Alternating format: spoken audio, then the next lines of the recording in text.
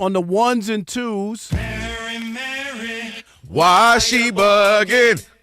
She's in for Alex today. What's up? Alex at Suns Out, Buns Out? Suns out, buns out. And You the Suns had are your big Suns time. out, buns out, Robert. Oh! Yeah, can we talk about that? No, we don't have much time. Real quick. Yeah, no. Lee did say we got to get to it. Sean tagged me and Kelvin in it. John. We got a lot to Let me get go to. check We'll talk later on check my about texts this, and okay? text messages. It's And all tweets. Go look at X on All right, Twitter. All right, look at okay. it. All right, let me look at my ex. All It right. better not be his buns literally out because I'm going to cry. No, we're not doing any All right. of that. All right, let's just go here. And the game, obviously, on Saturday, the Packers and the Bears. The Bears.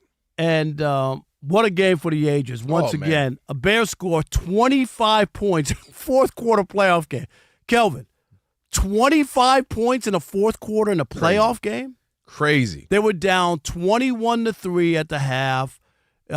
We saw the Falcons blow a 28-3 lead at halftime in a Super Bowl, but 21-3 in that game. And the Bears, they tried a lot of stuff. They went up for fourth downs early on. Nothing was really clicking. They struggled. And in the second half, Caleb Williams comes through with big throw after big throw. He was amazing. And Kelvin, I've been a believer the whole way through. I believe. Sorry. And I'm even more of a believer because of his wherewithal to not give up. Like struggle. Like it's easy to be like, we can't Just do not this. our night. It's not right. We just can't do this. And that 4th and 8 play where he's rolling to his left, there's a guy grabbing his leg, and he throws into 4 defenders and hits the receiver on a dime. Might be one of the greatest throws I've seen. And I'm not trying to hyperbole or what. I'm just talking about for the moment, the season. That falls incomplete, season's over. That is what the throw was. And I don't know. And I know you've had questions about him. Other people have. We had that scout. Remember last year? He's a bust. Remember that? Yeah. When we had him on. See, that's crazy. Daniel Kelly. We both argued with that. Because I was a glass half full guy when his first season. Because, I kept saying Eberflus, not a good coach. When people were coming out his rookie season, I'm like, dude, he had a terrible coach. And what we talked about, lost him 3 or 4 games that rookie season. Yeah, Eberflus was terrible. Eberflus, yeah. But here's the other thing, too.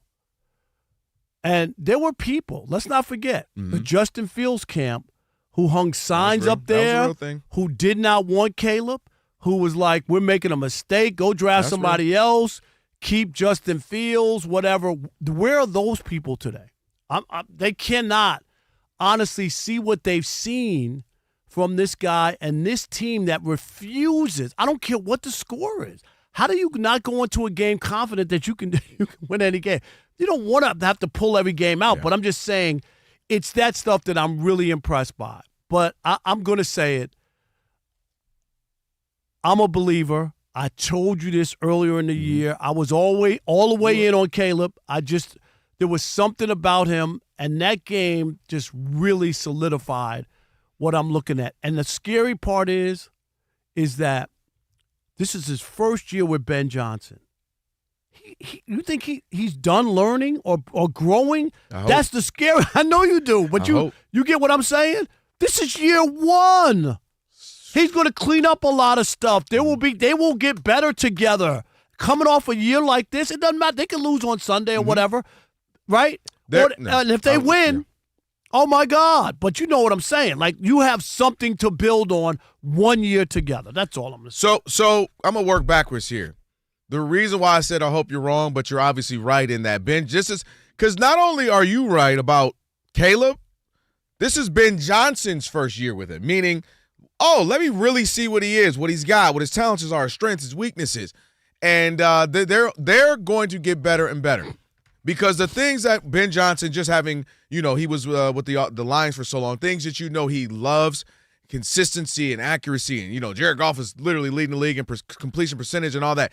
The scary part is, and this is where you and I, when we were having our conversations throughout the season, all I was saying was the scary thing about them was that room to improve with Caleb. because he'd be off schedule. He'd have the off-target throws. He'd have the incompletions, and he had it again the first half, and they look bad, and you're like, dang, what's going on? They got weapons everywhere. They have the number 2 rushing attack. Like, what is going on? I think a couple of things are going on. Their defense isn't great in and of itself, but that's a big part too.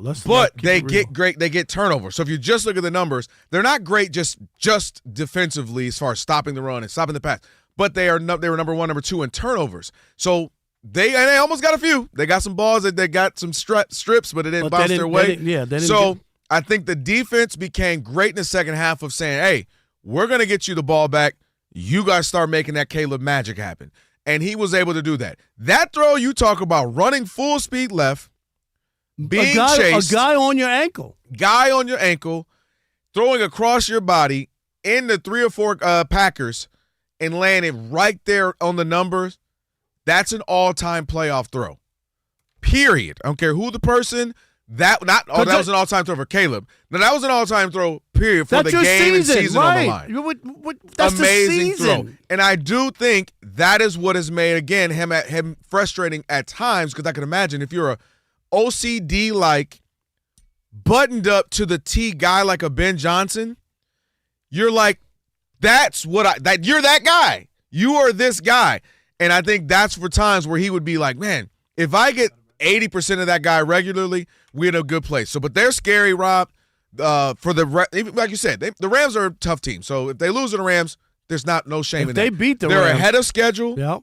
And the Lions, the Vikings, the Packers better beware and hope this was a fluke and that they won so many close games and that they regress kind of how the Chiefs did. Because if they don't, it's going to be a lot to deal with. That offense for the next, 6, 7, 8 years, it's going to be a lot. All right. As you know, I've always been a believer. You going to just join in? He want the Rob Parker remix. I didn't know there was a remix. Yeah, Rob Parker did a remix. Right, yeah. Rob, you have a remix? Yeah. He did he did this, but his version of it. Why and am I Caleb. this? I don't know why. I thought you had it. And Caleb. Okay. It's all good. I'll be you. All right, 877-99 I believe. Where are you on? Are you a believer? Are you Caleb? I mean, going forward. Oh, yeah, he's listen. Like, are you off the bus train that he's a bust? He's not that guy. They made a mistake. I mean, are you still there? What else do you need to see, or have you finally come to the believer side? Kelvin has. Yeah, the only thing is it's weird. The layups and the easy ones, and like I don't know if he needs a slow starter.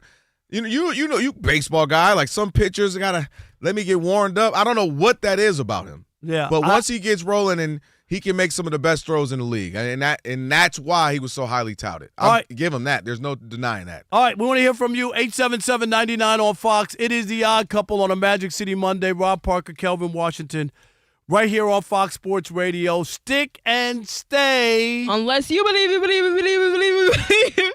the U.S. of A.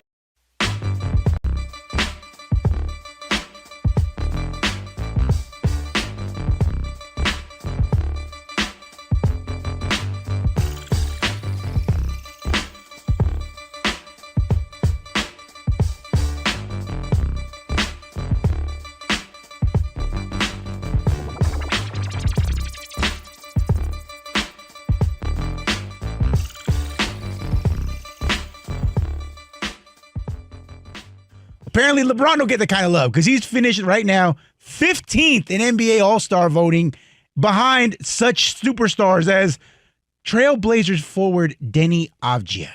Gesundheit. Who is right? Who? So if the voting ended today, they have this weird process. Maybe he gets in, maybe he doesn't. But the idea that LeBron James could not be voted in the NBA All-Star game for the first time in over 20 years, very real. I got a message for LeBron James. Is this on? It's on. LeBron James, give the fans a middle finger. Oh, my. And if they do, you somehow get in, like by the skin of your teeth, do not show up. Do not partake. How dare they disrespect you in what could possibly be your last year? This is just an exhibition. This ain't no real basketball. It's an exhibition. And worse, It's in Los Angeles, the All-Star game. I know it's in Intuit Dome, right? But it's in Los Angeles. Mm-hmm. So fans couldn't look at this and go, well, this could be his last one. It's in L.A. Let's, do this for his lifetime achievement. It ain't like that. If this was, we put the best numbers in the computer and they give you a number and those are the people who make the All-Star, then fine. He doesn't belong there. An exhibition game? Do you know that when Magic Johnson wasn't in the league put Magic Johnson in the All-Star game? I covered it. Mm-hmm. Was that 96? In Orlando. Oh, you're talking about the 93. Yeah. After the HIV. Yep. But my point is, if you're LeBron, you should not really be thrilled about how this is transpired, because it ain't that real. And the idea that they're really going to vote. Who's the guy you just said, Rob G, who's ahead of him? Seriously. Something Jukovic, from Danovich. Yeah, from Portland. I don't know. Well, but you get my point. Like, really? Is that what we are? Come on, man. So if I'm LeBron James, no matter what, if I skin of my teeth or whatever, do not NOT participate. Thank you very much for being this disrespectful after all these years. Yes, I'm here telling LeBron James, do not partake in the All-Star game. First of all, what in the world are you doing defending LeBron? I take a few days off and I don't know who you are. The heck is this thing on? Is that Rob Parker next to me? What is going on? I'll say this. This is what I don't even know what we're doing right now. You say I don't ever talk about LeBron. Wrong. Dang it. If this can happen to Michael Jordan, this can happen to LeBron. This happened to Michael Jordan. The fans did not vote him in. Of course, the coaches put him in and they throw him in the game. And Vince Carter, Isaiah Thomas has to convince him, hey, Vince, come on, man. Michael Jordan's last game, let him start. Okay, cool, no problem, And he let him start. My point is, Michael Jordan is Michael Jordan, and it happened to him. LeBron, and you know how I feel about him, he ain't that, and this can happen to him. It's possible for anybody. So, to me, I don't view it as a indictment on the fans. I think it's just where we are. He's missed a bunch of games already this season, I think 14 of them. Did you hear the difference between the person that you mentioned in place of Michael Jordan compared to the guy who's in front of him now from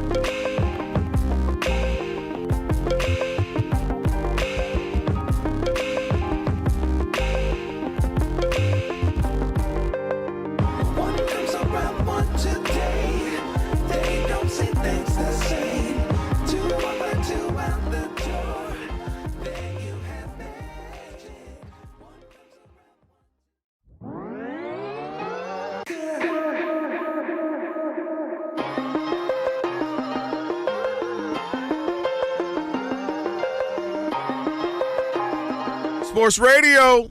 It's your boys. I cover Rob Parker, Kelvin Washington on a Magic City Monday. We still got a lot going on this hour. Adam Caplan's going to join us in about 20 minutes or so. We'll have Play of the Day, Shekel City as well. Check out the YouTube channel.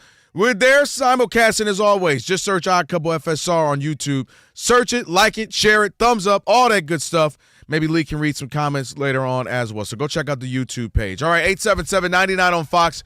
Caleb, are you a believer now? You still need to say more? Was it a lucky game? How many lucky games you going to have? I'm just saying in general. Like they beat Green Bay. You notice the first time a quarterback's beaten Green Bay twice in a season? You ready for this? Since Jim Harbaugh in like 1991 or something crazy. Wait, didn't Jared Goff do that? Beat the Packers. No. Oh, you said Bears. A Bears quarterback beating the Packers twice. I'm sorry. I thought something yeah. A Bears quarterback, 1991. Man. Because Aaron Rodgers, owned them. Like nobody's done that since 1991. Think about it. There. Yeah, right. Relax. Alex in Fort Wayne, you're on the Odd Couple Fox Sports Radio. What's up, Alex? Hey, what's going on, fellas? How are you? What's up, man? Hey, lifelong Bear fan. I'm 55 years old, been a Bear fan for life.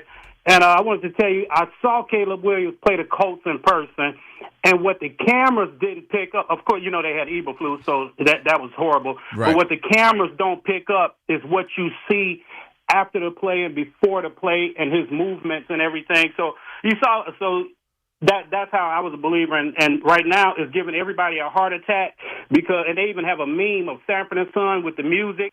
And Sanford, it's a Bear thing, and they say that he's about to come with you, Elizabeth. But one I want to get with you, this is for you, Rob, funny. real quick. Yeah. Real quick, Rob. That good, better, best, never let it rest speech. Yeah. That came from Billy Williams, his 1987 Hall of Fame speech. Wow. And he got that from Lily A. Dixon, his grade school teacher. And if you look at it, go back to his speech, and he actually said it. So I believe that's where everyone got it from. Nice. There Little history lesson. Thank you. Appreciate that. brother. I've been waiting to call you and give you that, Rob. I appreciate that. You know that means something to me. No doubt. Dropping history lessons on the Magic City Randy in New Orleans, you're on the Odd Couple Fox Sports Radio. What's up, Randy? What's going on? How y'all doing? Doing good, Randy. Man, I've been reading Uncle Rob's columns since the old days at the other place. And I was expecting him to come with the mic on talking about how Green Bay blew such a big lead. But no, he out here talking about USC, Caleb Williams with 2 touchdowns, 2 interceptions, 71 quarterback rating against a team that was playing without Michael Parsons. I can't believe Rob Parker. Okay, you can't believe that it ain't how you start, it's how you finish. And Randy, I want you to show me, I want you to do your homework and show me when Tom Brady was down 28-3 where they ripped Tom Brady for falling behind to the Atlanta Falcons. In no way did they do that. You know what they talked about? The incredible comeback that made him the GOAT. And what an unbelievable comeback. Don't come to me with that. Because sports has a short menu. It's about getting wins. And he started with 2 interceptions, but he got the touchdowns when you need them. So you, Randy, you go find me that story where you discredit Tom Brady for being down 28-3 in the Super Bowl. You know what they do?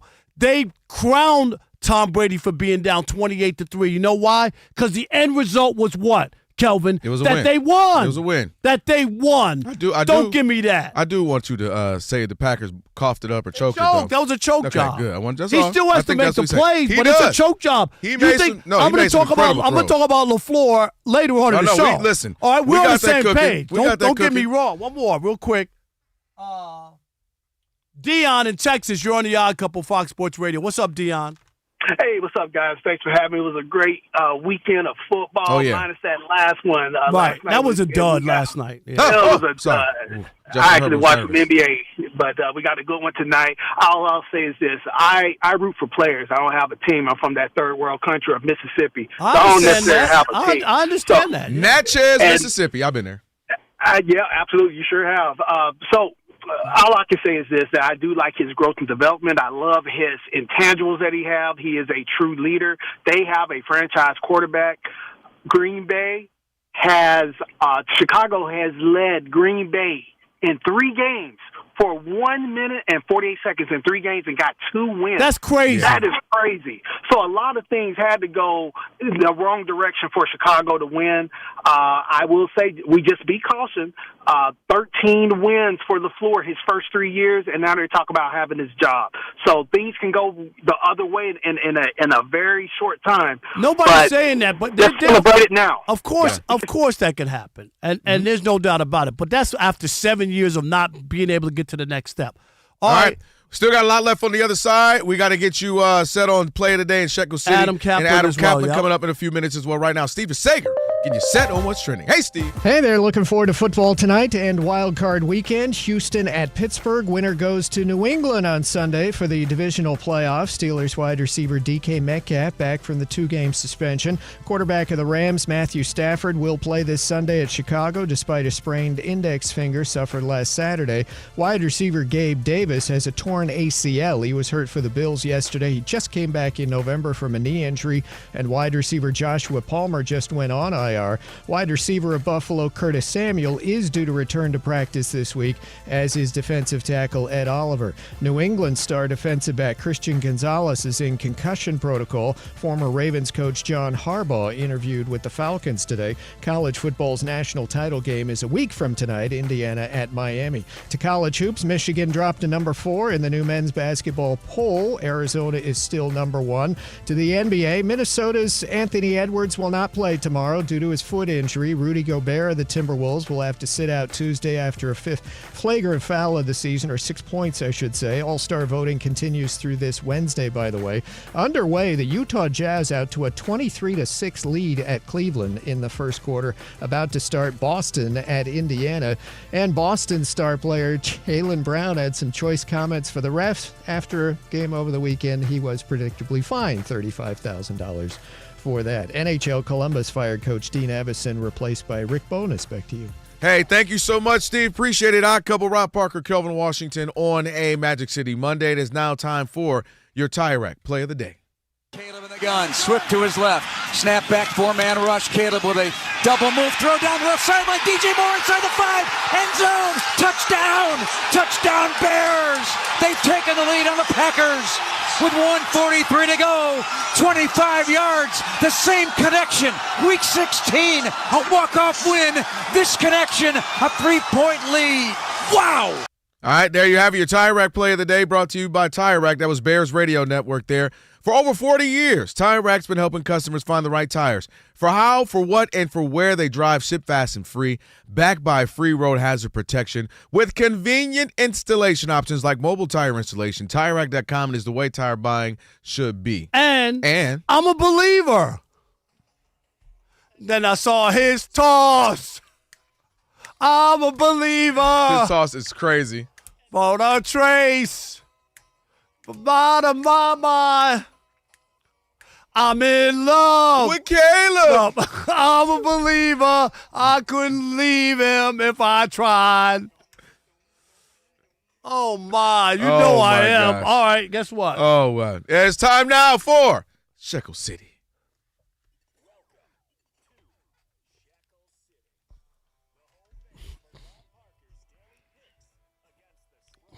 Defeat today. How you do? All right, remember I did all NFL games. Yeah.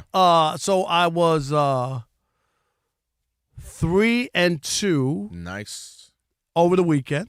Nice. And that brings me to 14-9 overall since we did the reset. 14-9. Here we go tonight.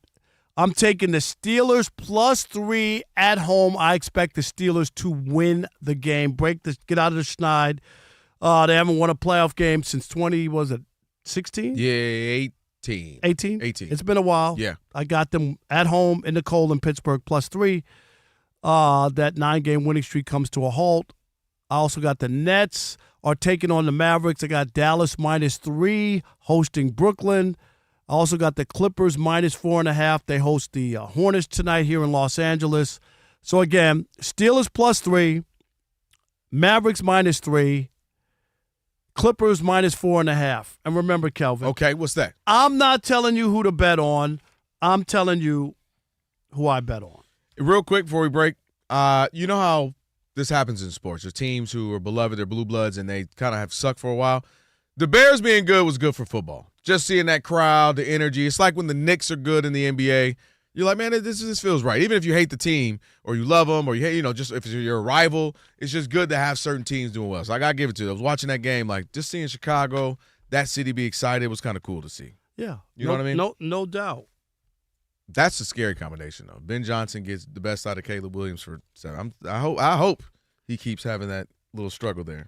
No doubt. And we're going to – we got a couple minutes, Yeah. And we're going to get to that Jaguars reporter. Mm-hmm. But I do want to say something, seriously. That's really, as a journalist, okay. I'm dead serious. And I've read a lot of stuff online and seen people make these comments or whatever, including Pat McAfee, who, of course, is a former athlete and kind of chastising journalists and that we hate sports because we didn't buy into what Lynn Jones did in that press conference and whatnot. And I just – it really irks me because I think guys don't really, really understand what journalism is. And Pat McAfee and guys like him, and I've seen other people, put it out there, is they want rah-rah. They think everybody should be fans, and that's not our job.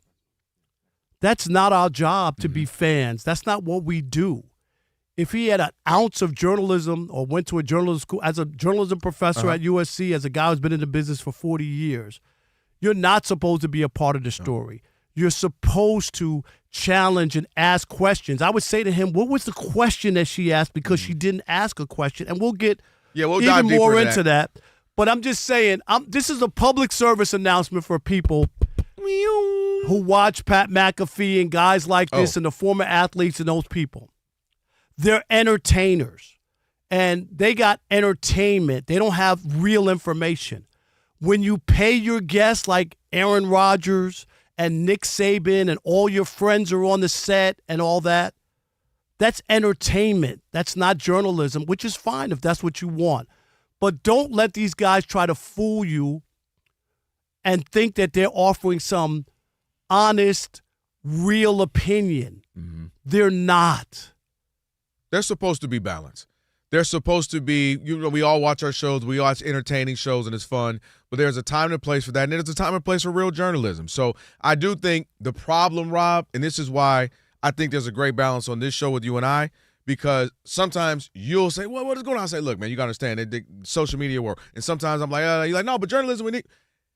A lot of people don't understand journalism because of now anybody's a journalist who holds a phone. But they're not. But I'm saying in their mind. They think they are. That's what I'm saying. Like, if you're watching shows like that. Yo, I watched the game. I was at the game, and this is what happened. And now they're journalists, whether it be reporting in the streets, whether it be reporting on sports. They're not reporters. And so that's the challenge we live in. And you and I know this. But the average person picks up their phone, and they're swiping, and that's true. That guy shot that guy. And you're like, wait, you come to find out it's not true. Right. And I'm just saying, be careful. There's nothing wrong with entertainment. I just want you to know that you're not going to get real questions and honest answers and pushback when you're paying the people you interview. It's not going to happen. That's all. That's all. It's not going to that's not journalism.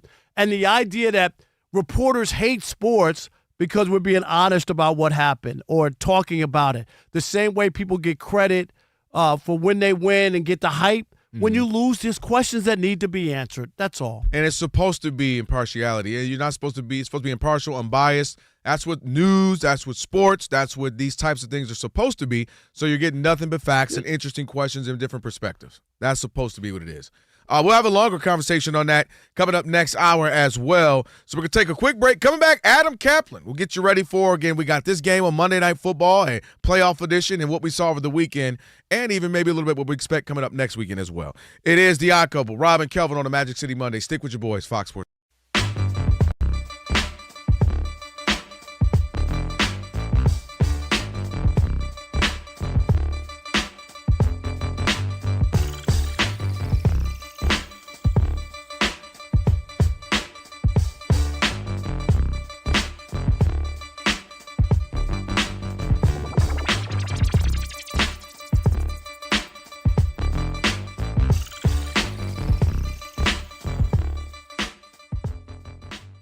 don't know if it's called breaking news at this point, but Shams Charania reported earlier on Friday that the Grizzlies are now, quote, entertaining offers to potentially move All-Star Ja Morant.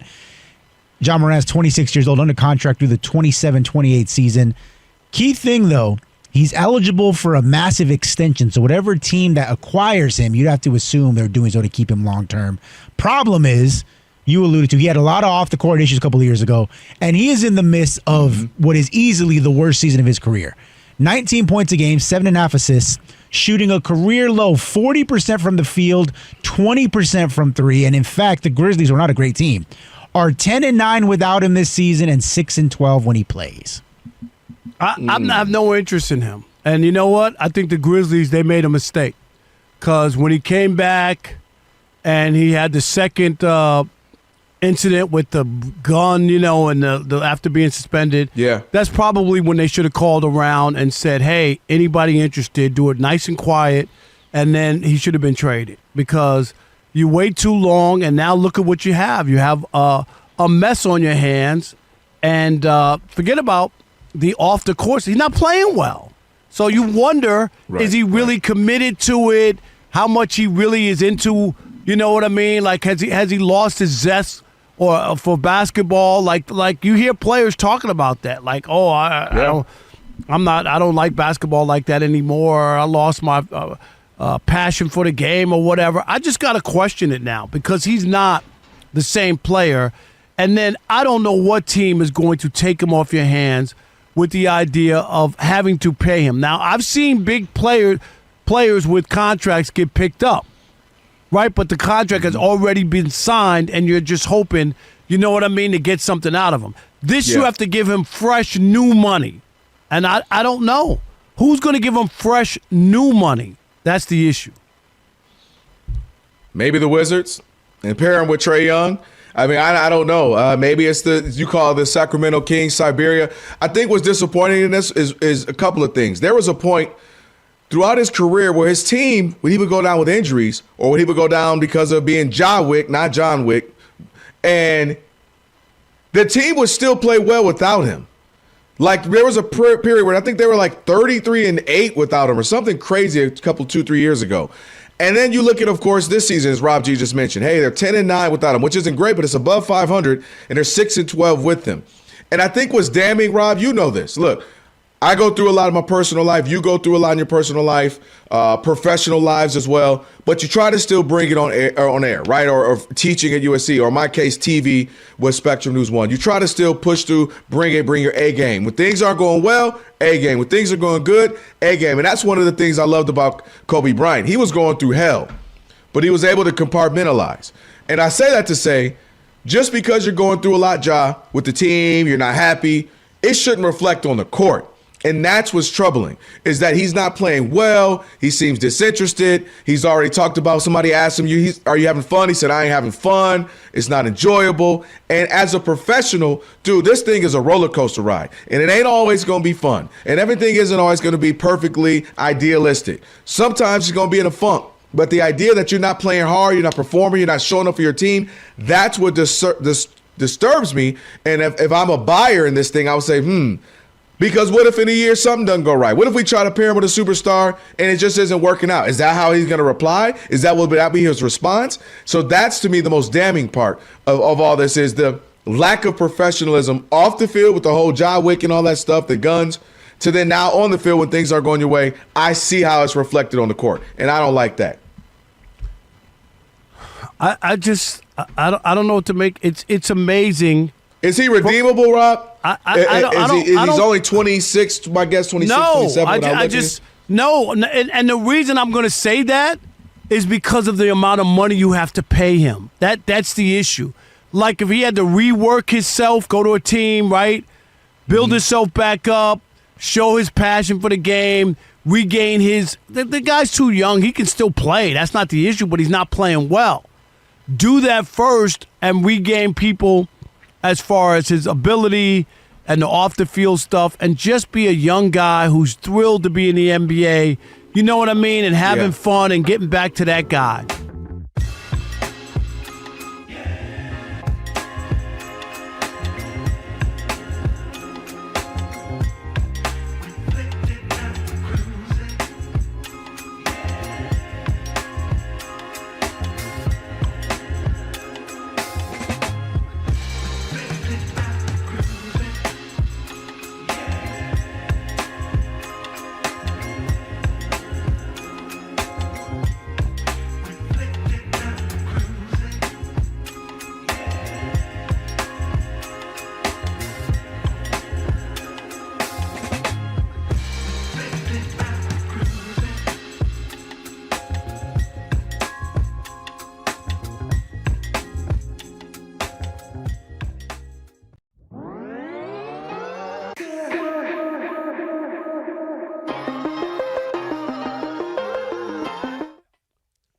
Classic.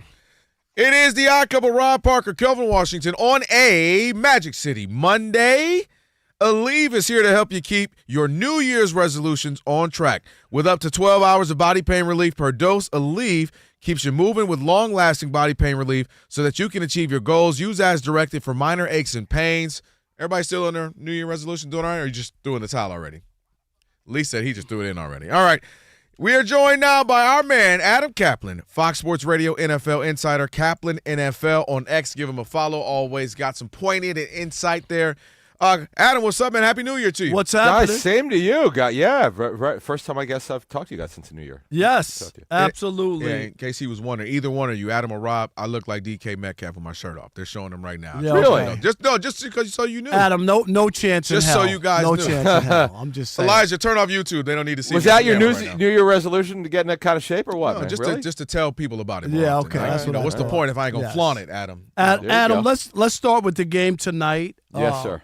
I think the Texans have a Super Bowl defense, a defense that's really good, and I'm not so sure about the quarterback. And there's something for me here with the way the Steelers have gone and at home in the cold in Pittsburgh. I'm going to pick the Steelers tonight to win this game. Where are you, and just break down both teams for us? Yeah, I've gone through, like I've talked to a lot of people, coaches especially, have gone up against the Texans the last couple of years, and this is the book on C.J. Stroud. Immensely talented. His rookie season was one of the best in NFL history. Yep, that was the one, yep.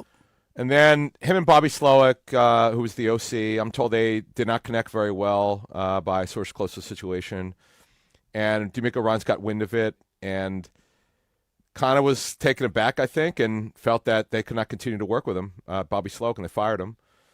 It's really incredible because he came out of nowhere. His dad was a longtime assistant in the NFL and very young guy, used to actually work for Pro Football Focus, was never in position coach with the Niners, and D'Amico hired him, looked great the first year, didn't with Stroud the second year, and now they've moved on, and they've gone in a different direction, and they brought a guy, Nick Haley, I don't think he was called plays before, who's known because he came from the Sean McVay tree, and he's more of a run game guy than a pass game, and that's kind of showed, but they've gotten better, guys. Rob, on your question. Yep. They've gotten better. Their passing. Nico Collins is an absolute stud, but it's the defense that still carries them. And let's not forget, they're missing Joe Mixon. Joe Mixon never played for them this season. The run game's not good. You need that in this kind of weather, Rob. Right. I know where you're going. I think this is a very tight game. Should be very low scoring, by the way, though most games this past weekend were very high scoring. Oh, yeah, you got to take the under on this game. I think I like the number's 38, I work for Sports right? Grid.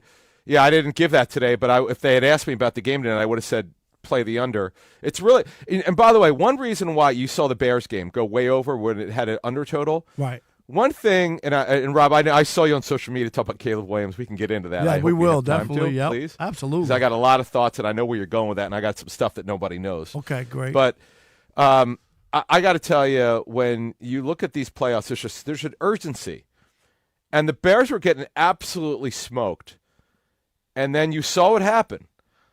Williams went off, and they had to throw, and a bad secondary like the Packers at corner, they're not good at corner. It didn't look good in the first three quarters. I thought they'd have way more success. The success I thought that you could have against the Packers, the Bears did in Ben Johnson, and that was really interesting to see. That was, and by the way, what a great weekend. I know the game last night was a dub, but the other four were very interesting. Yeah, please give us some Caleb stuff. All right. Give us some what of that. don't we know? Let me explain. Yes. Let me explain Caleb Williams, okay? So one of the reasons why Ben Johnson took this job is he knew about Caleb Williams last season. He didn't play well. I mean, lots of mental errors, took way too really awful sack rate. But the kid is incredibly gifted, and he wants to be coached. He needed what's called hard coaching. Okay, this is what I was told about what happened with Matt Eberflus and his coaching staff. Incredibly soft, let him get away with a lot of stuff. So Ben Johnson, and this is what someone with the Lions told me. This is kind of funny. Only this person would know because he worked with him. Right. He was there when Ben was there. He said it's real simple. Within 4 to 6 months, it's either going to be a dismal failure with Ben Johnson or a home run. I go, why do you say that? Because Ben is a type A. He doesn't care what anybody thinks. He is going to beat those players up and his coaches. He's going to get on them. He's going to be a jerk sometimes. They're not going to like him some days. But there's going to be major accountability, which is not in the Bears building. It was basically a country club last season. And that's not going to happen anymore. So that's what's happened here, Rob. Ben Johnson could be incredibly difficult. I don't know that, and one of the reasons why I think Dan Campbell and the Bears beat them in Week 18, I don't know if they're best friends or not. Right. Well, you got to give Dan great credit for finding him. I mean, he was just a low-level assistant, and it's pretty remarkable. But you know, from being that market in Detroit, Rob, that's actually where I met you at the Combine. Yep. When you were 20 years I was there. Probably, yep. yeah. And I would see you at the Combine back in the early to mid 2000s. Yep. You know how miserable that they were there. And then Dan Campbell comes in, finds his kid Ben Johnson, and it's really Ben Johnson has done one of the all-time jobs. But what I would tell you is, and I'm going to say this about a lot of coaches as we get to know each other, guys, let's see how he handles success. Obviously, it's been unbelievable. Right. Let's see, because he's super cocky, which is fine. Mm-hmm. It works. But let's see how he handles it in 26 and 27. Oh, there's no 25 doubt. was historic. Yeah. It'd be interesting to see, too, when it's not going well. You know what I mean? That's what the I other mean. part. Exactly. Right. Kelvin, that's how you would – that is 100% how you evaluate. It's easy to be great when things are things are good. If we all know these close games went the opposite way, how do you bounce back? Adam Great Caplan, point, our guest. Kelvin. Fox, well, just because I saw it this year as a Lions fan. Fox Sports Radio NFL Insider. Let me go here. Me and Rob talk about this guy because, this is the odd couple, and we differ on this. We agree on the main point, but we differ on how to handle it. That is Kyle Shanahan. He's like fire Shanahan. I'm saying keep giving me why? Well, I'll let Rob. Yeah, eventually, I gotta hear this. Eventually, he needs to win something. Okay, his fourth quarter. You could say that. You could say that about everybody. No. You're the same guy who thought. Okay, I know. See, Rob, I remember this discussion we had a year or two ago here on FSR. You thought that Eli. Who did you think Eli was a better quarterback than? Was it someone who's in the Hall of Fame? I couldn't believe it. Pretty much everybody. No, yeah, exactly. Except Joe Montana. What did he play? 1 on 11? Get out of here. No. My point is that at some point you do have to win. Like, and I'm going to give you the Adam. And I bring this up all the time. Who do I bring up all the time? Who do you bring? Nobody says Marv Levy is one of the all-time great coaches. Why not? Adam, why not? Because he didn't win. Okay, so that's all I'm saying is at some point, Marv Levy went to 4 straight Super Bowls, and nobody thinks he's an all-time great. He was a really good coach. I know. Marty Schottenheimer, the late Marty Schottenheimer, very good coach. He couldn't win, right? But he couldn't win. Look, it's unfortunate. And all I'm saying is I've seen, even when they did it in Tampa with Tony Dungy. Remember? Tony Dungy was on the verge. He couldn't get it done. Yep. And he did wind up winning in Indianapolis, but they moved on from him. And let's just go here with the coaches. And you and I don't quite see it. That's okay. It's all right. Yeah. We don't have to agree. Yeah.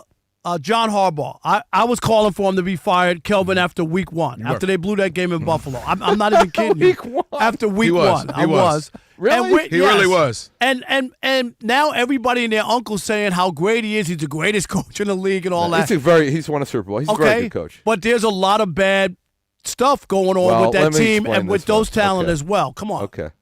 All right. So I know there's a lot of junk out there on Harbaugh and Lamar Jackson, and some of it's actually true. Mike Preston, longtime columnist. He's been there forever. Yeah. He's been in it he's phenomenal. Mike. Some would call him the hatchet man. What does that mean? He gets a lot of dirt, okay? And he's willing to by the way, but he's right usually. He's willing to tell the truth. I know some of the stuff that Mike knows. Lamar was not committed this season to doing the right thing all the time in terms of doing his job the right way, committed to being great. He was not. That's an absolute fact that's undeniable. Anyone who knows it's kind of one of those things, if you know, you know. Mm-hmm. I know because I looked into it when the stuff came out from Preston's article. Mm-hmm. I was shocked. Some of it was really damning. I was like, really? I'm like, I know it's Mike Preston, so it's probably true. He's got great connections, I know for a fact, to the front office. And I found out, most of 75% of the stuff that Mike had in there, I know. And I know for a fact that, when they talked about Lamar and why isn't he practicing, it was... I know they said illness, and I'm not saying he wasn't feeling great, but sometimes he may not have, he may have overslept, or he may have been tired that day because he was up night before. I'm not saying he was doing anything wrong. I'm just saying from a total commitment, guys, he was not committed. It's anyone who knows truly has done their homework, any reporter, you could find this out. It wasn't very hard for me. And this is the last thing. We got to wrap this up. But That's also, why. That's one of the reasons. But also John Harbaugh. That's with defense. Harbaugh, There's a lot of other things on that team that have been really, really bad. You never feel good about them closing out a game. Exactly. It was bad. Look, he hired Zach Orr. You might remember his career was cut short. Linebacker for them. He's in his early 30s. He was a linebacker for them, and he made him their defense coordinator to take over from Mike McDonald. And it's not been easy for Zach. It's been up and down. Got off to a terrible start, turn it around. And he's a guy that everyone likes in their building, so they want to give him a chance. But now, it's going to be change. I don't think they could really get Lamar. Just one thing, I don't think Harbs, as great of a coach as he's really good. He's pretty darn good coach, like his brother. Yeah. But they could not get him. They could not get Lamar to do what he was supposed to do this season. All right. I don't know what else to tell you. No, Adam, we'll see where he goes. Adam, thank you, man. Appreciate it. Enjoy the game. Thank you. Awesome, guys. Thanks. See you. No doubt. We got Monday night football, a little playoff action coming up in a little bit as the Texans will be in Pittsburgh taking on the Steelers. Countdown is going to start in about 10, 15 minutes or so before kickoff. So, whole lot left of the show on the other side as well. Stick with your boys. It's the Odd Couple, Rob and Kelvin, on a Magic City Monday. It's Fox Sports Radio. We are Fox Sports.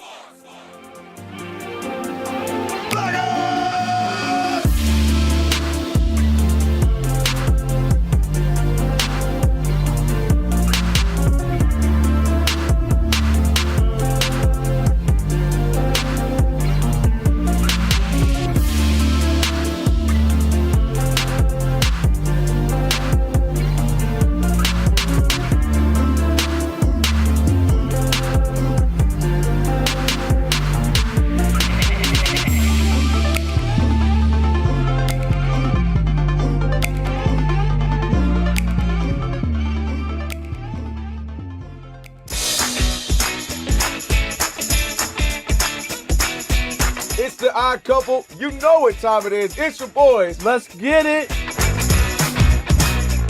The Odd Couple is fun. Check. And informative. Check. What's up, America? You want to talk sports with 1.5 of the best-looking guys in the game? That game was incredible. You are wrong. You'll be king of the water cooler. What's it like working with Rob? Rob in his mind is like Chris Rock mixed with Richard Pryor, so I'm running out of fake laughs. Ha ha, Rob. Rob is very passionate. Son, you ain't ready for this. Well, I don't have BS in my game. I'm straightforward. I'm honest. You say Brady's the greatest quarterback of all time, but Eli Manning beat him twice. And, of course, it doesn't hurt that I'm right most of the time. Kelvin is the nice guy, wants to make everybody feel warm and fuzzy. You done? Let me tell you the truth. I bring the energy, a youthful energy. Rob's not going to see this, is he? And I bring an honest opinion. Michael Jordan, I can't take it anymore. I need a break. I'm going to go play baseball. Trash Talking Tuesday is the best. It's a great opportunity for folks to call in, and they get to trash whomever. Who you trashing, Roger? I'm trashing LeBron James and Michael Jordan. Oh, okay. They can't even hold Wilt Chamberlain's shoes. Stop talking about the king like that. It's a new era. Let LeBron be the best, please. I only recognize one king in the United States, and that's Burger King. The connection with the Odd Couple audience is incredible. We really invite them in. And they can relate, whether it be things about our own personal lives or our takes on sports. Love you guys. You guys are killing it. Hey, we appreciate you. Thank you for rocking with your boys. They feel like it's just my guys, just my friends, and they join right in on the show. We talk with the listeners, not at them. Obviously, you can listen to us live, but you can still check out the podcast. You can check out our YouTube. You can check us out on social media. So in any way you want to get it, you can get it. Yes. There's some yelling. It is some hot takes. It's a whole lot of fun. I'll give you that. It is fun. I agree. Begrudgingly. The Odd Couple. Sports talk that's too good and too fun.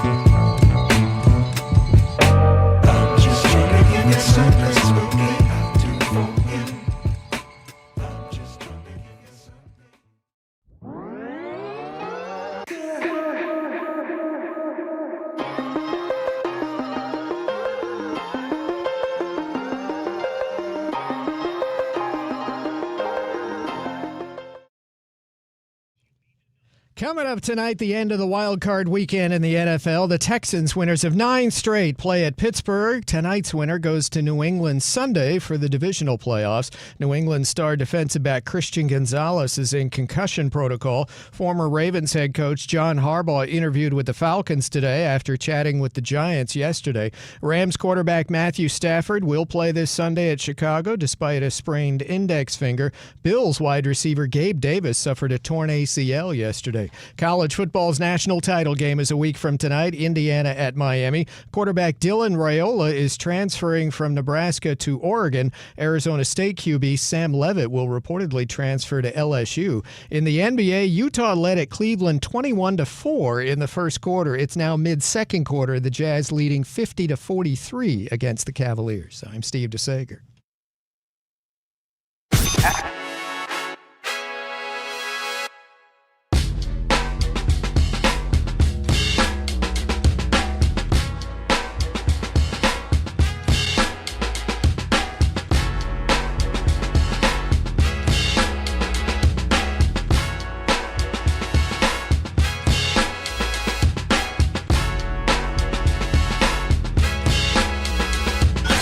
Can this sports writer and this sports fan share a radio show without driving each other crazy? Now, live from the Fox Sports Radio studios, here's Fox Sports Radio's Odd Couple, Rob Parker and Kelvin Washington.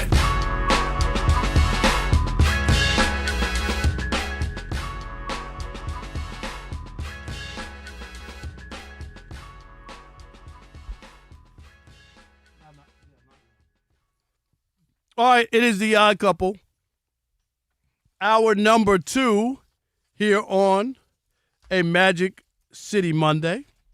Rob Parker, Kelvin Washington here on Fox Sports Radio. If you missed any of today's show, you'll want to catch the podcast. Lee's putting it together as we speak. Just search Odd Couple wherever you get your podcast. Right after the show, today's podcast will be posted.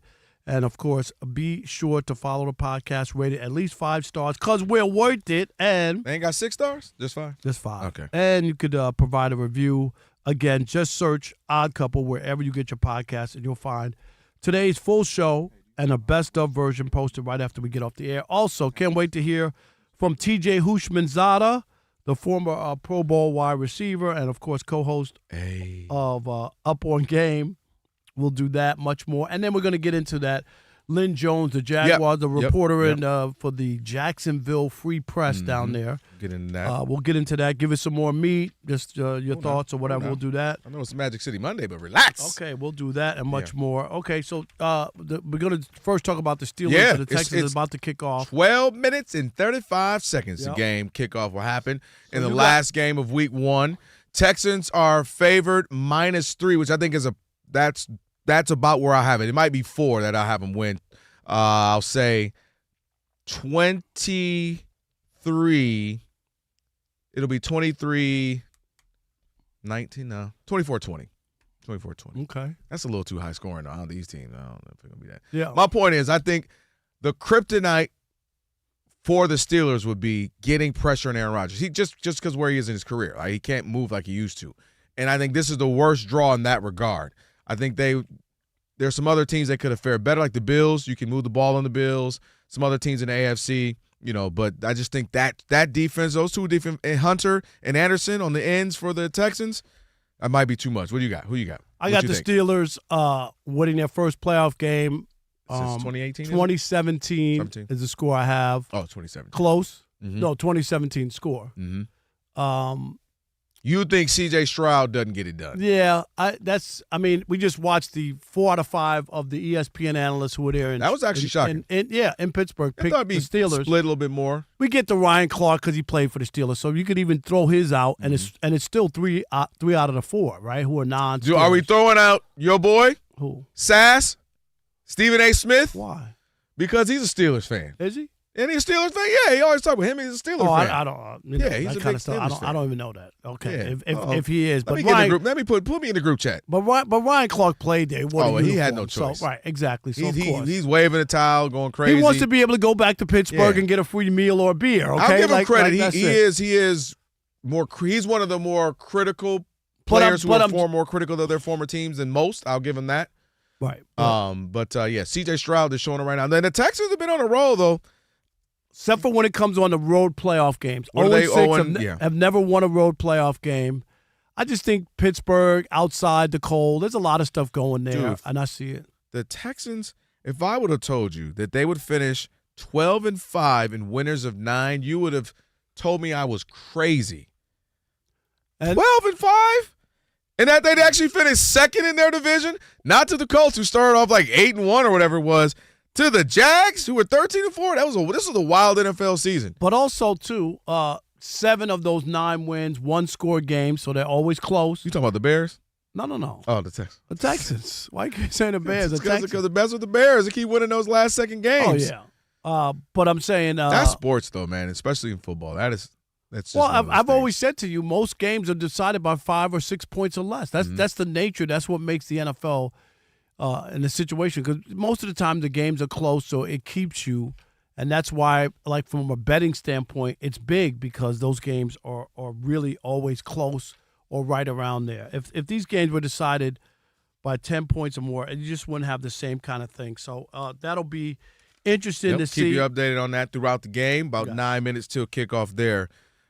Some other NFL games too, so man. let's talk about the Eagles, and they're out of the playoffs. You're happy about that? I am happy about that. Okay, go ahead. I'm happy. 23-19, they lose to the 49ers. Mind you, the 49ers, you grew up watching this show. They're a mash unit. They're missing everybody. Friend of the show, Fred Warner out, Kittle out in the second quarter. Does that mean you can't win if there's injuries? No. There's injuries. Then there's we ain't got nobodies. Okay, they don't have anybody out there. They got Brock Purdy, who's one of the highest paid quarterbacks ever. For 2 seconds, I thought you were going to put some respect on his name. No, I'm not. No, I was about to say, you feeling all right? No, I didn't say that. I thought I was not feeling well a few days ago. No, so there's so much to break down. So 49ers, congrats to them. We'll get to them in a little bit. For me, good riddance to the Eagles. I was tired of this team that you couldn't make sense of all year. Jalen Hurts isn't passing all the time. Well, maybe that's because Saquon Barkley's going crazy and doing historic things. And nope, that's not the case. They're not passing the ball. They're not running the ball. A.J. Brown's complaining every time every time they lose. Then they throw the ball. You and I sat up here talking about it. 100 and some receptions, 2 touchdowns, and they lose. So it's all season long. They're getting into it. They hate each other. No, we're fine. No, we're not. It makes no sense. I don't even know how they were that good. So credit them for being this good throughout the season and winning some close games. For instance, even out here, how they beat the Rams, blocking some field goals. They just didn't look good as a team routinely. And there was always something off, and there was no identifying factor. Nick Sirianni, you look at this team, you don't know his hands are like what he's good at, what they do well. And they get to the Super Bowl is what they do well. No, I credit them. Like that's the thing that I just can't get with. People can dismantle them and try to tear it all down, and that they don't know what they're doing or what. They got to the Super Bowl twice. They did. And Jalen Hurts, you can say whatever you want. Jalen Hurts outplayed Patrick Mahomes in 2 Super Bowls. Go look at the numbers. Why are you bringing that up? No, because we're talking about against the 49ers. No, because people are trying to dismantle and discredit what they've done. You know how many teams would die to have been to 2 Super Bowls in 4 years? Boy, I tell you That's all I'm saying. I ain't trying to hear that. I'm talking about this season where they looked awful so many games, including games they won, and you couldn't still make were the sense number of what 3 they were. seed, weren't they? Yes. Okay. And they got beat by, as you mentioned, Brock Purdy, who you never want to put some respect on his name, by a triage. They called my phone and asked me that I want to go play wide receiver. You weren't even saying this when they had 1st and 10 at the 20. I'm just be honest. Okay. 1st and 10 at the 20 with a minute and a half to go. They looked like they were right in position to win. Now, they didn't get it done, and then you could pile on, but they were right there. They weren't bowled over. They couldn't. They just couldn't make those plays, those throws. And A.J. Brown was a big baby and cried all year. There's a whole bunch on that. There were a couple drops by him. No. Say it with your chest. Right. You cannot complain All season long. And then the ball every comes other to you. game, you got something to say. You got the book out. You complain about this. You're going on live Twitch talking smack. You're doing this. You're getting into it with your quarterback, getting into it with your coach. I'm not going to say this. And then key moments in a game to save your season and try to go back-to-back champions, you drop I didn't have them going back passes. to the Super Bowl, but I get what you're saying. Right? Critical passes, Rob. Boom, right there. Jalen Hurts might not be the return of Joe Montana, but he put that right there where you want it. You got to make that and catch. you got to make that catch. And he dropped it. We got Houshmandzadeh coming up a little bit later. I know he'll have something to say about that. But to me, this whole season, I just didn't like it. I didn't know. Again, they didn't run the ball. They got Saquon Barkley coming off. Could have been the all-time leading rusher. Chose not to, but a historic season. It's not as if they gave up on that because they were passing all the time. But I don't think that they have, like, let's be honest, last year when they won the Super Bowl, and I told you that I expected them to beat the Chiefs.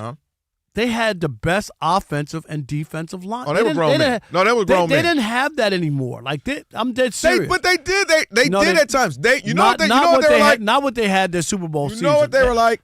We didn't get to see the full season of this team I'm about to reference because their star, Lamar, in and out.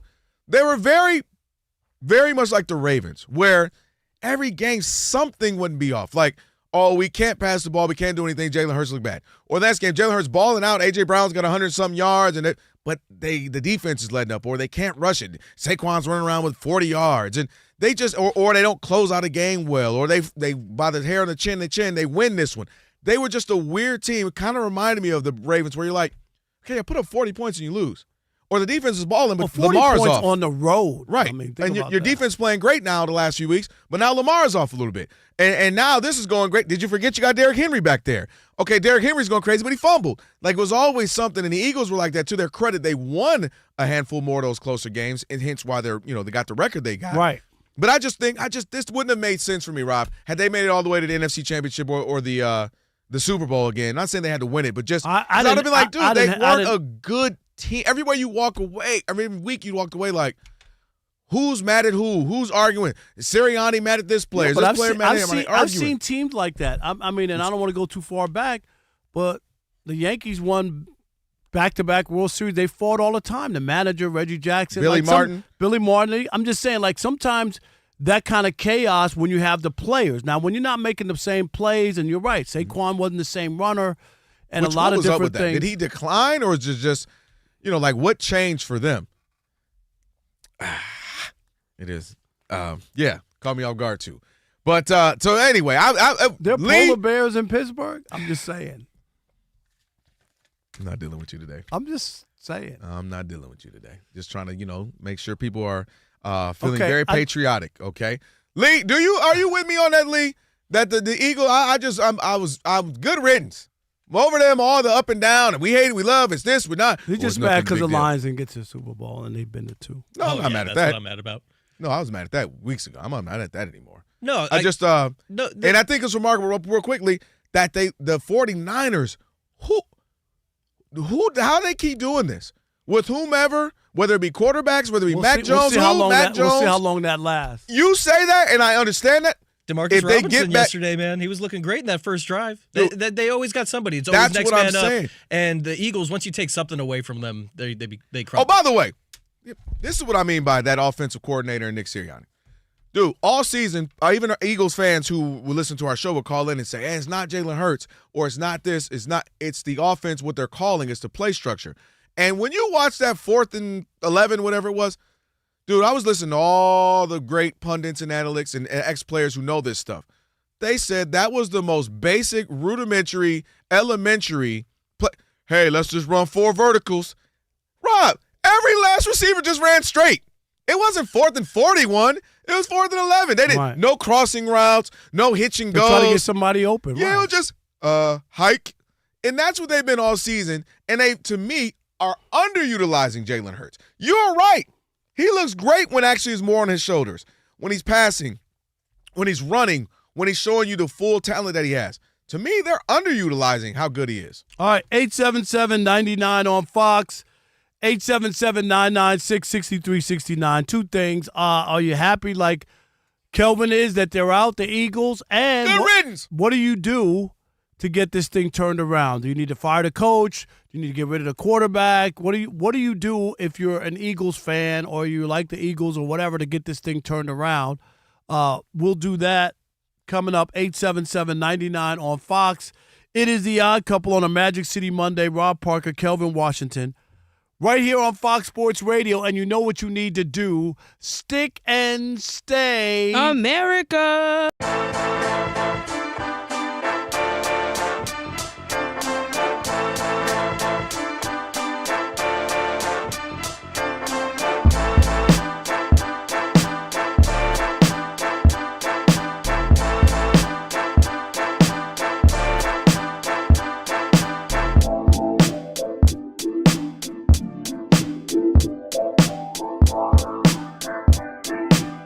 Who are the teams you do not want to see hoisting the Lombardi in 3 weeks in Santa Clara? All right. Well, it's tough in the NFC because there's two that I'm not that thrilled about. Okay. You got the two? Who are they? The Los Angeles Rams. You hate Matt Stafford that much? I didn't say that. Who said I hated him? I don't hate him. Is it because it would ruin your Stat Padford moniker that you've made so much money off of? And the Seahawks and Sam Darnold. Sam Darnold. You would rather, okay, so Rob, playing that, you would rather see Bryce Young and the Carolina Panthers in the Super Bowl. Is that my only options? No, I'm just saying. You're saying these are the two teams in the NFC I don't want to see in the Super Bowl. But I have to pick one because I can't do both. Okay? Yeah, you're fence sitting. I'm asking you. Yes, who are you talking about? Pick one. We don't do fence sitting on The Odd Couple. If I have to, I'm going to say the Los Angeles Rams. Why? And I saw them at the end of the year. I know that they've had this year and all the stats. Matthew Stafford has put together a ton of stats. What do you got? 46 touchdowns and all that. And Puka, you got all the numbers. Puka's had an unbelievable year. But we saw that stumble against Atlanta. Mm-hmm. We saw that second half against Seattle in a game they should have easily won, Rob G. Up 30-14. They should have won. I think they had like a 91% chance of winning a 16-point lead in the fourth quarter. Not the second half. Yeah. In the fourth quarter. It was bad. It was really bad. And I think I don't want to see, and this is where I'm going to be honest. Can I pull the curtain all the way back? Absolutely. I think Matthew Stafford would get an unfair rewriting of his career if they were able to win. Okay? And which you don't think he deserves. Right. Yeah. What I mean by that is they already went to the Super Bowl before he got there. Mm-hmm. They already had the pieces, parts. They had the infrastructure. It was already set up for him. Yeah. He wins the first Super Bowl, Rob G. How many interceptions did he have in the Super Bowl? Because remember, he didn't even win Super Bowl MVP. That would be Cooper Kupp. He had 2 interceptions in that Super Bowl. He also had a big one that was dropped in the NFC, right? Okay, they won. I'm not taking anything away from them. And I think when you have a guy who was never up for All-Pro, his career, right? All-Pro, only made 3 Pro Bowls in 17 years as a quarterback in the NFL. And all of those stats that people point to were stats that I watched as meaningless stats. That's why he has a nickname. What was trending Sunday, Rob G, in his final game against the Cardinals? Stat Padford. Why would that be trending for a guy who's going into the Hall of Fame, a Hall of Fame quarterback? Why would that be trending? Because he was lighting up a bad team. Because he was padding stats. Exactly. He was trying to win the MVP in Week 18. Exactly. And it worked because now he's the favorite. And playing against, but I don't know it's automatic. But I mean, like, in some people's eyes, the stat padding works. Right.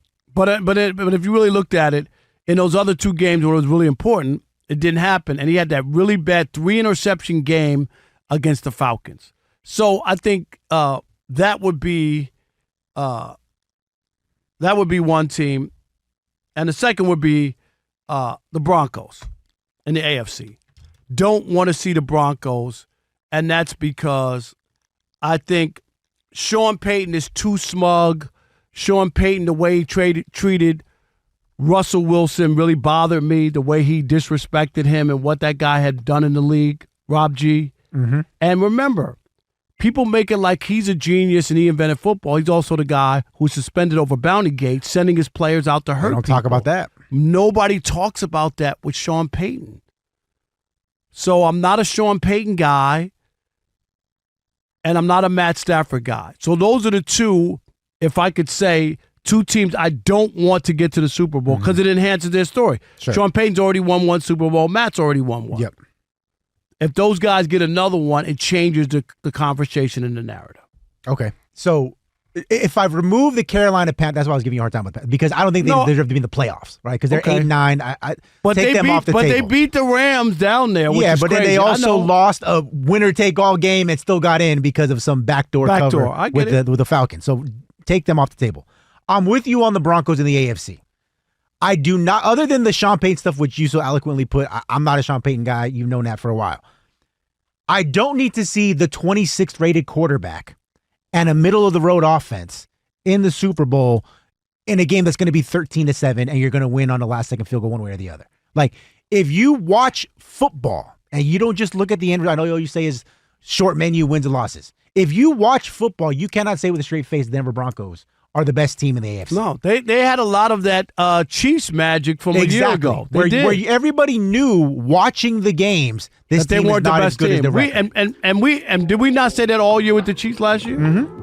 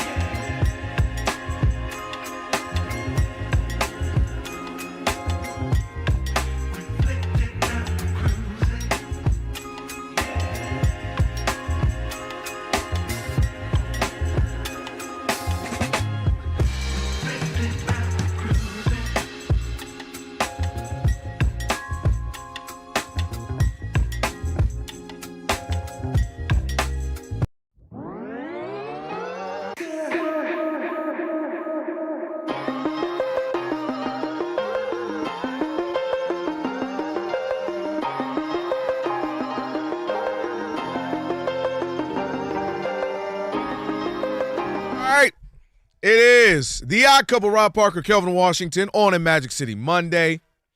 We got to talk a little bit more about the Jags reporter that had everybody, whether in loving it or trying to educate people on journalism.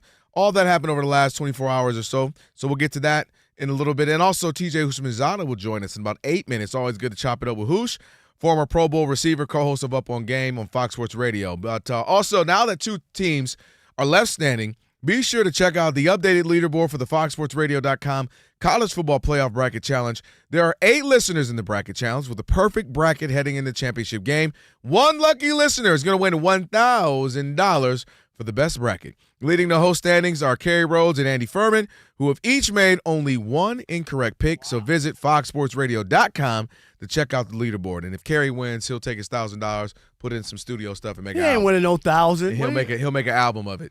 Right. Oh, I won. All right. It's 877-99 on Fox. To get some calls. Oh, Lee did you want to hear what LaShawn McCoy had to say about Jalen Hurts? Did you want to hear that? Yeah. Well, yeah, that's fine. Yeah, Real quick. LaShawn McCoy was on the Listen to what he Speakeasy had to talk say. show. Take a listen to what he had to say. Jalen Hurts. I don't know how to be honest, man. Like, Jalen Hurts, I need you to be special. Make plays. You know, and then, like, I did a lot of digging, man. And I won't throw them under the bus here, but I know some people, right? And the problem is we can't do different exotic looks, different formations, different motions, because I'm hearing that he can't really do it. Jalen Hurts.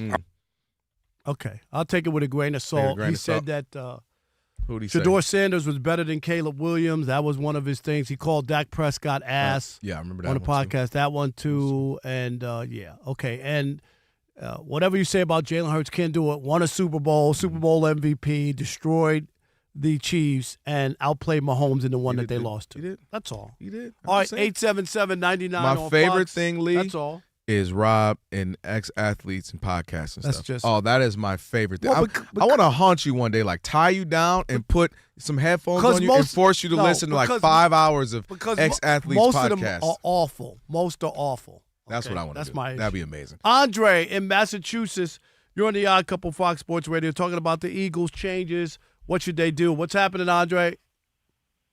How you doing? Thanks for taking the call. First of all, Rob, to your point, everybody can't be a member of the Fourth Estate, right? Everybody's not a journalist because you got opinions and you got hot takes. There's a difference, okay, between opining, all right, and true blue journalism. And doing some reporting, right, and actually not talking off the top of your head, 100%. Indeed. So to that point, here. Now, in terms of my Eagles, all right, because I'm coming from the great state of New Jersey, all right, so in the NFC, I pull for this team, right? We don't need the knee jerk. So Jalen Hurts, no, we're not getting rid of Jalen Hurts. We're not talking about regime change with Sirianni. But doggone it, Mr. A.J. Brown kicking up all this dust. If you don't want to be about the city of brotherly love, okay, if you're not down for the cause, all right, then you can hit the road. Stephon Diggs situation when he was in Buffalo, right? It worked out. It's successful, won a Super Bowl, but if you don't want to be here, then you don't need to be here. So I'm not saying they should get rid of him. I'm saying they should try to mend these fences because obviously they are better with him. But that's the only. Jalen Hurts is committed. Nick Sirianni is committed. Everyone else needs to be committed to Philadelphia, to the Eagles, to the mission. But if A.J. Brown, if he wants greener pastures, then he can go. Andre, thanks for the call, but he's gone. You can't come back from this. Coaches and arguing and he got A.J. Brown. Oh, yeah. Yeah, he's gone. You can't. There's been two seasons of this. I said during the season. Yeah. Come on. He's gone. You can't keep being a distraction routinely. Not a week, every now and again, every 6, 7, 8 weeks. I understand that you're passionate. Routinely, Rob? Travis in Washington, you're on the Odd Couple Fox Sports Radio. What's up, Travis? How are we doing out there, guys? Doing well, thank you. Yes, Kellen Moore, fantastic. But this was the most absolutely basic offense to watch all year long. It was vanilla. Yeah. You're right. Shotgun hike. It was. I don't know if they can burn zone, man. I don't know. High schools out here could cover what they were actually throwing out there. It was basic. I don't know if Jalen Hurts is stuck on doing anything, but they weren't doing any cross, but nothing. So. That was that last play was the indicative, right? Yeah. The 4th and 11, and it was just verticals, no nothing else. That was just yes, it was the last 8 plays, the 8 of the last 10 plays they ran were the same formation, running nothing but the same routes with a couple different small schemes of the outs. Yep, it was basic with the season on the line. No doubt. Yeah, that was crazy, right? All right, basic. Appreciate you, man. Thanks for the call. Who else we got? 877-99 on Fox. Who we got? Andrew in Chicago. You're on the Odd Couple Fox Sports Radio. What's up, Andrew? What up, Rob? How you doing again? It's me. I'm happy, too, because of my Bears, and I'm like you. I'm a believer. No doubt. Yes. But no, I don't know who's more vanilla, Cheesecake Factory or the OC from the Eagles, because that was just the same thing, back going – with repeating the same steps over and over again and not changing the offense. That made no sense. And then A.J. Brown, just goodbye to him, and I think just the OC, and you'll see something better. And lastly, real quick, I don't know that I would have thought that politicians and athletes who have sports podcasts are pretty much the same thing. You scratch my back, I scratch your back. That's all it is. That's all it is, and that's why you can listen to it for entertainment. I'm not telling you not to listen, but you got to understand what it is.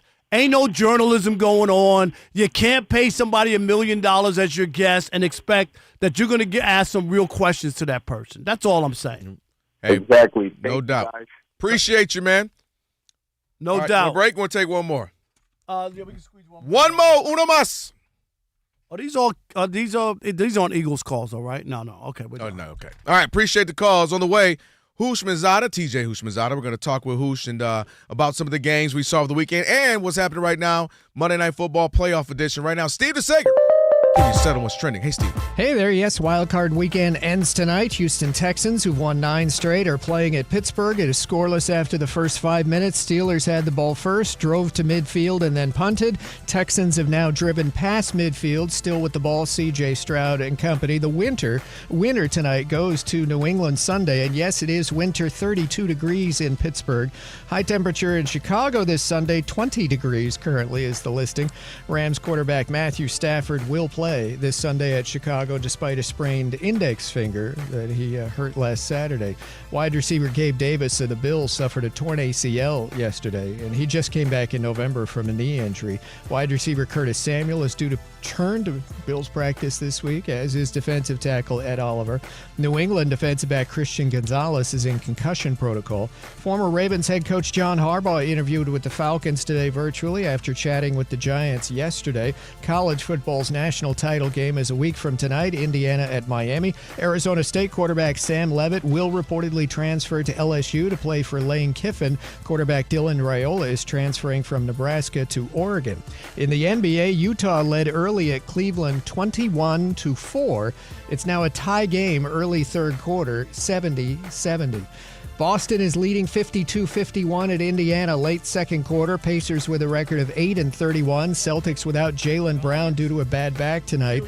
By the way, Brown of Boston was fined $35,000 for post-game criticism. Back to you. Thanks, Steve. It's the odd couple, Rob Parker, Kelvin Washington, on a Magic City Monday.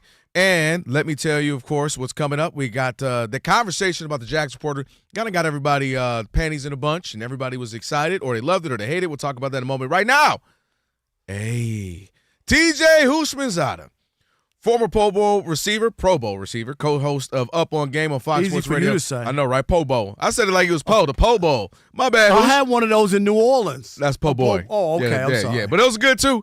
And of course, you can catch him again. Co-host on Up on Game on Fox Sports Radio. Hoosh, what up, man? What up? What's up, fellas? How y'all doing today? Doing good, great. Man. Hey, I do want to start here with... He's a believer. You know I'm a believer with Caleb. We've been talking about it anyway, but Hoosh, that throw, 4th and 8 with your season on the line. Running left. Guy on your grabbing your ankle. Just talk about that as a receiver, seeing a quarterback make a play like that. That's one of the best throws you're going to see anybody make ever. Like, that throw was crazy. It was 4th down. They don't get that. The season's over. Right. And so for him to be able to thread the needle, lead him up the field like that, I thought it was spectacular, man. Great play by Caleb. It was a phenomenal play to me. Phenomenal throw, wrong, great catch, getting hit. But the throw was probably one of the better throws we'll see ever, considering you're rolling to your left and 4th and 8, you don't get that game over, and you go on to win the game in your first playoff game. Great throw. No, one of the best. Yeah, Chicago, we've talked about it, all of us, for decades. They haven't really had their guy, and I'm sure the fans are excited. They believe they got their guy. So I want to go back to this conversation we were just having because you played the position receiver. Receivers get the label of divas. You know, you got guys who want the ball. And I get it. You should want the ball. I'm the best. I don't care if I look like I'm covered. Throw me the ball, so on and so forth. But is there a balance between he's energetic, he wants the ball, he's passionate, and, man, you're setting us back, you're a distraction. And I'm going to A.J. Brown with this. And not to mention we give you the ball in key possessions and key critical moments and you drop it. Just give me your assessment of his whole year. All the drama, all of this. He gets 100-plus yards. They keep losing. They got a chance to win this game. Chance to win it. He's dropping it. Is the lemon worth the squeeze? Is it time to move on? Is he right? Maybe you feel he's right in the stuff that he said or done. What do you make of it all? The problem is when you don't make the plays, this is what comes with it. You're gonna get a bunch of why we got him? We knew this was gonna happen type of stuff. Yep. It comes with it, and you just got to know it comes with the territory. He didn't make the plays when they came to him, and a lot of the times, man, this is what happens, bro. When you don't make the plays, you know at some point the media and everybody else, man, they on your butt. They on your ass, really. I mean, and there's nothing you can do. It's not as if he out there not trying to make the play. It's just that moment he didn't make the play, and after what is going on this entire season, That's the part that sucks is we done, A.J. Brown not getting enough looks. A.J. Brown not doing it. So we went to you, A.J. Brown, when we needed you the most, and you didn't come through. That's the part I think that hurts more than anything. I want to go here. Justin Herbert, the Chargers, they lose in Foxborough. And I'd say this all the time. If Justin Herbert was a 5'9" black quarterback, they say he can't play. But because he looks like the prototype, you know what I mean, 6'5", all that other stuff, right? He looks like a quarterback. People they're in love with him. But I get it, TJ. I get it. The offensive line was not great. But he's 0-3 now. He's had meltdowns in bad playoff games. What do you make of where Justin Herbert is in the postseason? He didn't play well. But Rob, I don't know if you saw what I saw, and then I had to do enlighten some me, research. please. No. I did some research. You know how many pass plays he threw yesterday? How many? 31. Okay. Okay. You know how many times he was pressured? How many? 30. You throw 31 passes and you're pressured 30 times? That is unheard of in the National Football League. Unheard of. That offensive line, god-awful. God-awful. And they got paid for that. They got paid for that. They got paid. I hear you, and that's why I said I'm not trying to act like that wasn't a part of it. But this is now more than just this one game. He's 0-3, and he just hasn't played that well in the postseason. That's all I'm saying. And this is why it's important when we start talking about the quarterbacks just get too much credit, man. You're not winning without a good team. You're not winning without a good team because when the quarterback is doing terrible, it's everybody else that the offensive line didn't play well. All his receivers didn't make plays. See, I'm with you on that, and that's too much. It's always that, and that's why the Shador stuff. That's what bothered me. You guys have a platform to where you can kind of debunk that and say, hey, this is not always the case because his offensive line is they were terrible. I mean, he's missing two guys who the worst pass blocking offensive line in the National Football League. So how do you coach that though, TJ? Like how do you make an adjustment? Okay, he doesn't have time. I need to do something else. You just can't keep doing the same thing. How do you combat that, or is it impossible to combat? You got to get better players first and foremost. But I'm saying in that game, is there nothing you could do if you're Harbaugh at that point? They can't protect him, so we're screwed. We can't win. Is that what he felt? If you can't protect, what are you going to do? They ran the ball decent, but not effectively. The Patriots are a great run defense, right? And so they were still in that game, though. It was 9-3. Let me offer this: do you take the field goal? Jim Harbaugh didn't go get it. They had 3 points early in the game. I didn't like that. I don't understand why. And let me make this a larger question because I've talked about it with Rob on and off the air. We've talked about it. As somebody who watches the Lions, it became kind of cool and in vogue. 4th down, we'll go for it all the time, every time. Is there not situational awareness? Is there not contextualizing the game? This is going to be a tough, brutal game. My offensive line is struggling. Hey, we got down here. Let's take some points. You're on the road in a playoff game. You get on the board first. Is it a crime, TJ? Why aren't teams right there so anti-field goal? Am I missing something? I wouldn't say teams are anti-field goal. Teams just know in the playoffs you got to score touchdowns to win. That's the thing. You got to score touchdowns to win. But in that type of game, when it was 6-3 in the fourth quarter, it's like I'm getting the points that I can get, and that's just what it's going to be. Like you got to score, and you can't be chancing. Nah. Okay, let's try to go for it. And then when you don't get it, now you're behind 8 ball. Right. And putting too much pressure on your defense, man. I don't get it. I was blown away by that. TJ Houshmandzadeh, our guest on the Odd Couple on the Magic City Monday. Rob and Kelvin here with Hoosh. I was going to go to this one. Is it logical or not logical, but is it possible for Josh Allen to have to be Superman for 3 more games to win a Super Bowl title? Meaning, can this even happen? We talked about it before. The pressure's on him. He's the one standing of the 3 or the 4 horsemen, right? Joe Burrow's out, Patrick Mahomes out, Lamar's out. He's the old veteran of that conference right now, other than, of course, Aaron Rodgers. Can he be Superman for 3 more games? Is that the only way they can win? I'm not going to lie, man. I thought they would lose to the Jags. I really did. I didn't think they could win that game. And Josh, he just makes all the right plays, man. Like, he makes all the right plays. Should they have run the ball more, Jacksonville, though? They had 114 yards, and then they seemed like they stopped running.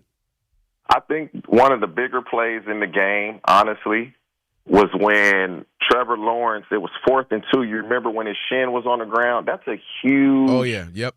That's a huge play. And they weren't able to make the play, and they paid for it. Yeah. And so, to me, that's a big play in the game. To Josh Allen, this got to be his year. No Joe Burrow. No Lamar Jackson.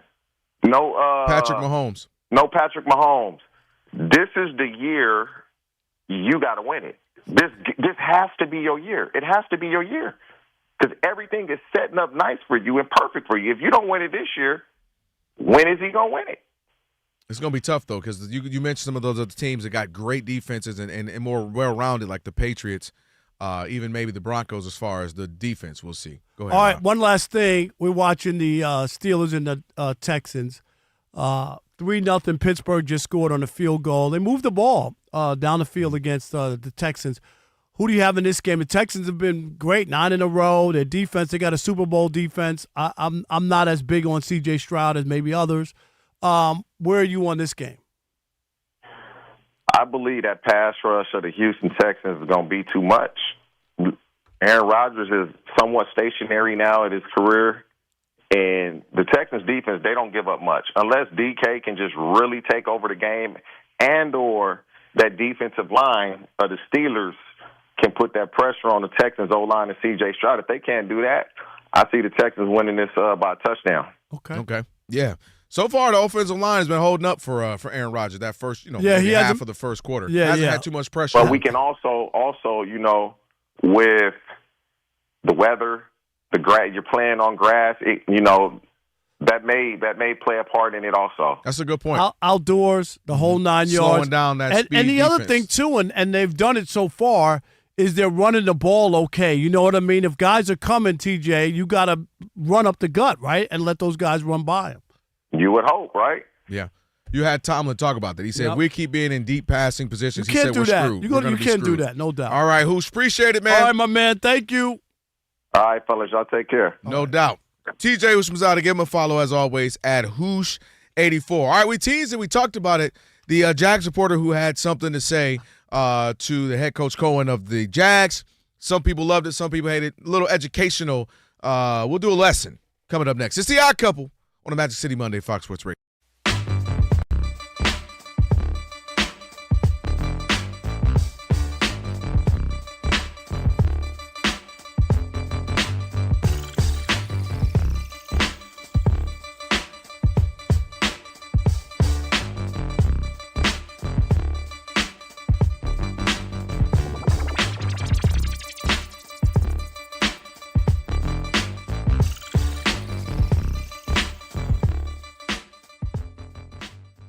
Of those guys, could we say Todd Bowles is off the table? He's going to stay. Yeah, 3 other names left. Yeah, I just don't see that Todd Bowles might be in 3 names left, and they're all in the postseason. Okay. Tomlin, LaFleur, McDermott.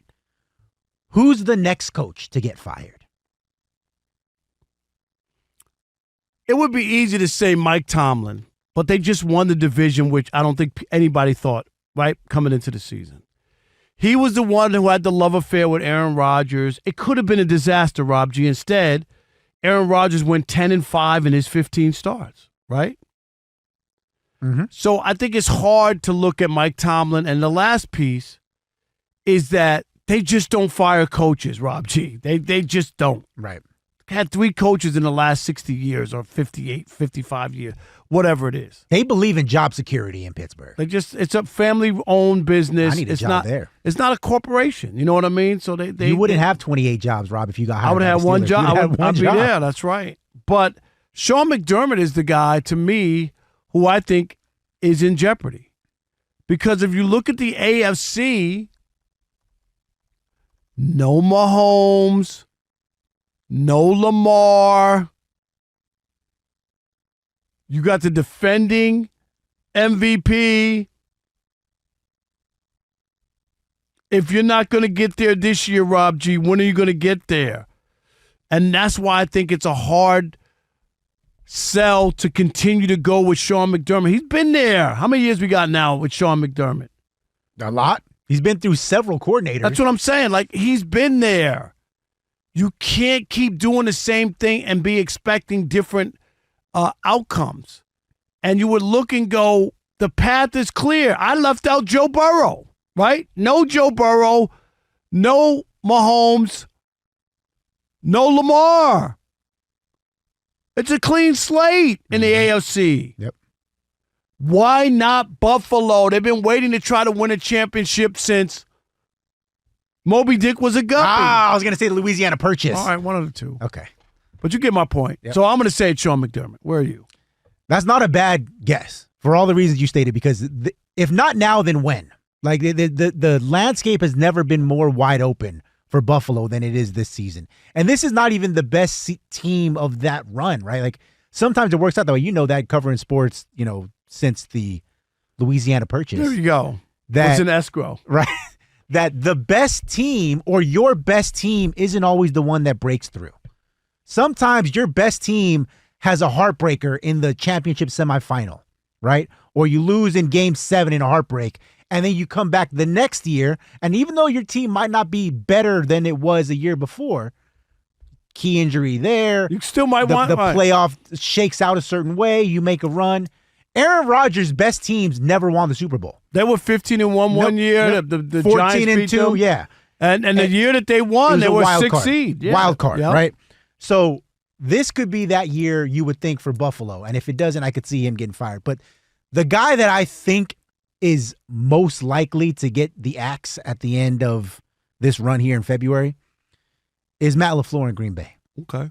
And the reason that makes sense, and I want you to explain more, but the reason it makes sense is he's looking for a contract extension, and they didn't give him one before the season started, correct? Exactly. And depending on who you follow, whatever insider that you like, the reason why his current contract is set to end at the end of 2026 and why they have not given him an extension yet is because they want to see how he does in the postseason. Because, as we just alluded to, Aaron Rodgers had some great teams with Matt LaFleur. Won a couple of MVPs with Matt LaFleur. And somehow, some way, kept finding ways to blow games. Tom Brady threw 3 second-half interceptions in the NFC Championship game, and the Packers still could not win at home against Tampa. And if you really think about it, and when they do the doc on Aaron Rodgers, them kicking a field goal rather than going for that touchdown, and Matt LaFleur, that was his call, was the dumbest thing I ever saw. I thought that was, I just couldn't believe it.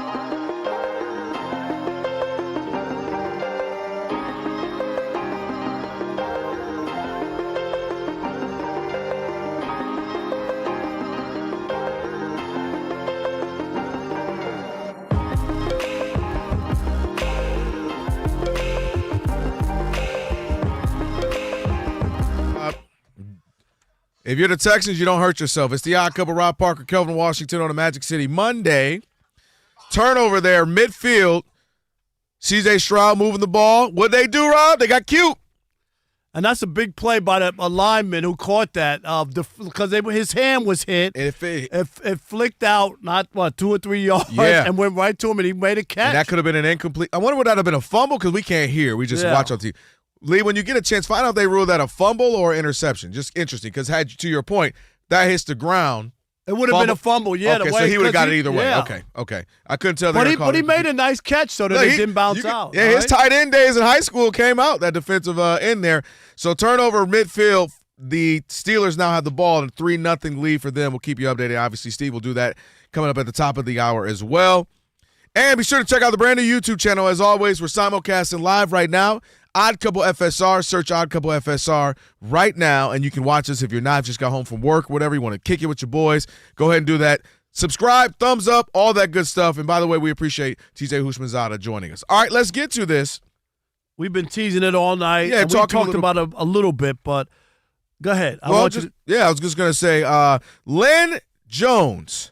I want to make sure I got that correct. The Jacksonville Free Press, which is a black newspaper. For 20-plus years, a black newspaper in Duval County.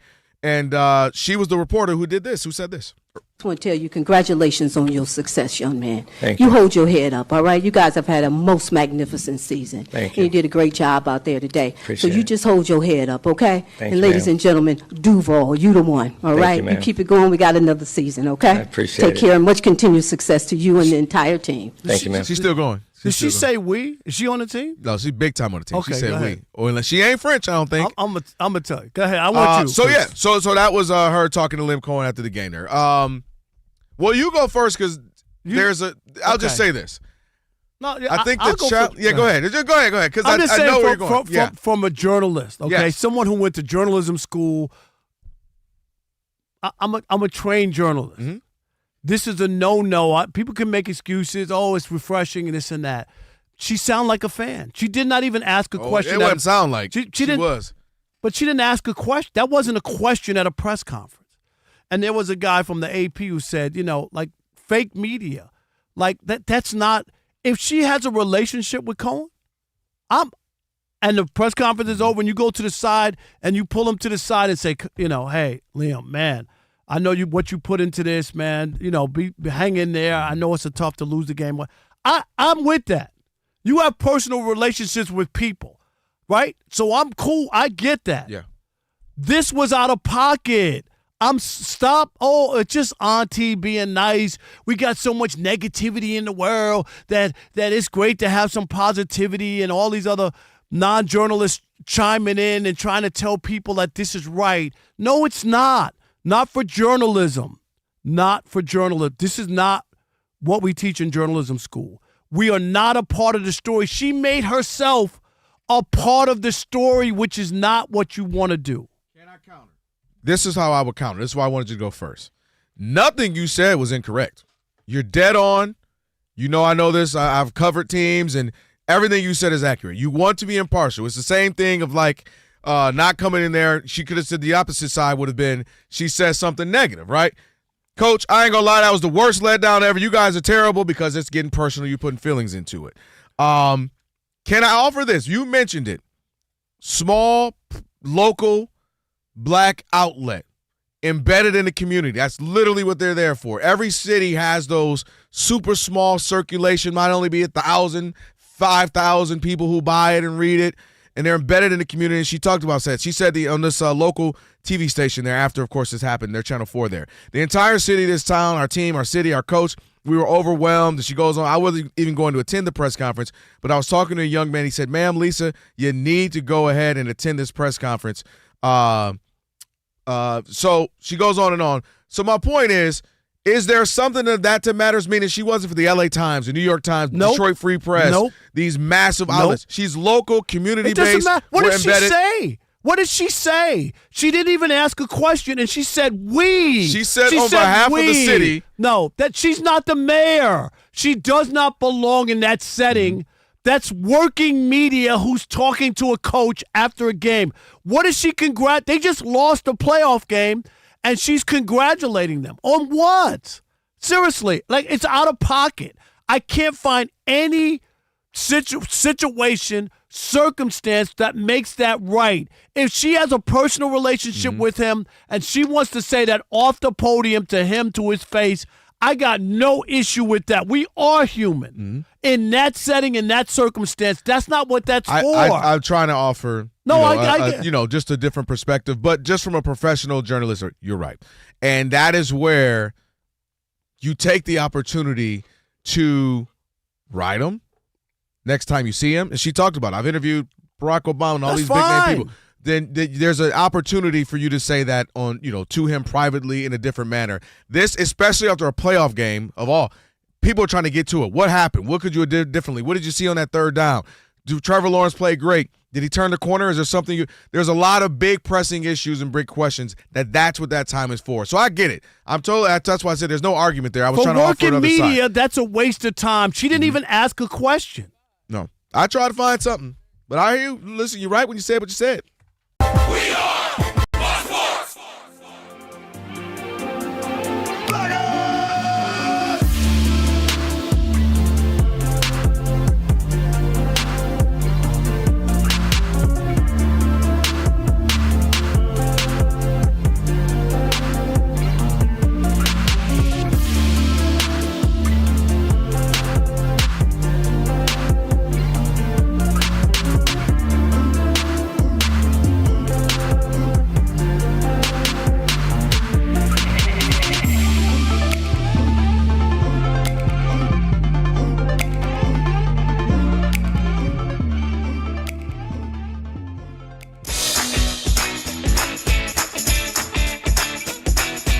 It's the Odd Couple. You know what time it is. It's your boys. Let's get it.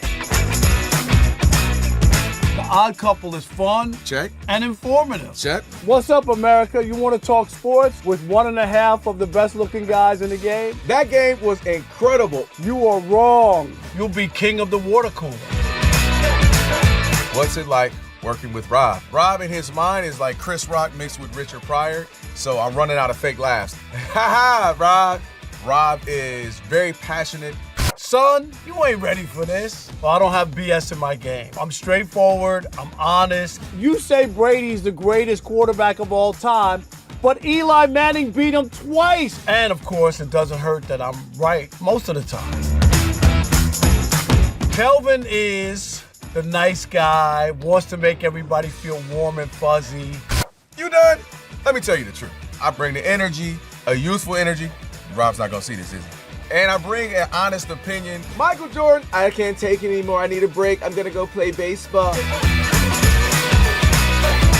Trash Talking Tuesday is the best. It's a great opportunity for folks to call in, and they get to trash whomever. Who you trashing, Roger? I'm trashing LeBron James and Michael Jordan. Oh, okay. They can't even hold Wilt Chamberlain's shoes. Stop talking about the king like that. It's a new era. Let LeBron be the best, please. I only recognize one king in the United States, and that's Burger King. The connection with the Odd Couple audience is incredible. We really invite them in. And they can relate, whether it be things about our own personal lives or our takes on sports. Love you guys. You guys are killing it. Hey, we appreciate you. Thank you for rocking with your boys. They feel like it's just my guys, just my friends, and they join right in on the show. We talk with the listeners, not at them. Obviously, you can listen to us live, but you can still check out the podcast. You can check out our YouTube. You can check us out on social media. So in any way you want to get it, you can get it. Yes. There's some yelling. It is some hot takes. It's a whole lot of fun. I'll give you that. It is fun. I agree.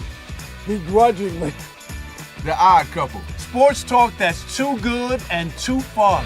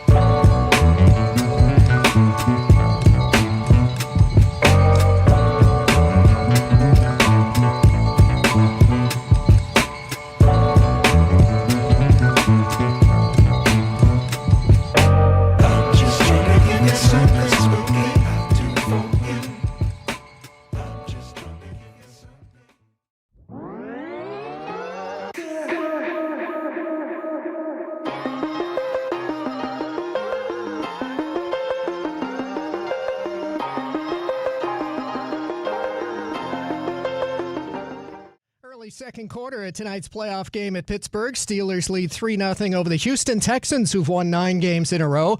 Pittsburgh actually scoring in the first quarter is news. Their previous 6 playoff games, they'd been shut out in first quarters. Chris Boswell, 32-yard field goal. Now, Pittsburgh later did force a fumble on a trick play at midfield, but then the Steelers' offense went 3 and out right after that. Rams quarterback Matthew Stafford will play this Sunday at Chicago despite a sprained index finger. Bills wide receiver Gabe Davis suffered a torn ACL yesterday. Former Ravens head coach John Harbaugh interviewed with the Falcons today virtually after chatting with the Giants in person yesterday.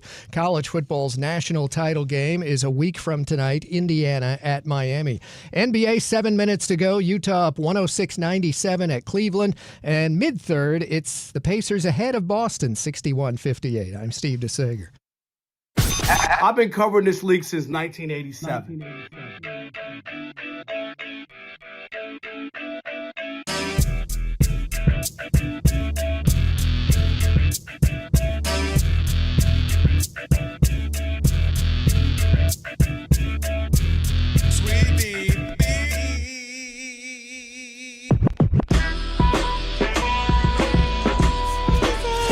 Can this sports writer and this sports fan share a radio show without driving each other crazy? Now, live from the Fox Sports Radio studios, here's Fox Sports Radio's Odd Couple, Rob Parker and Kelvin Washington.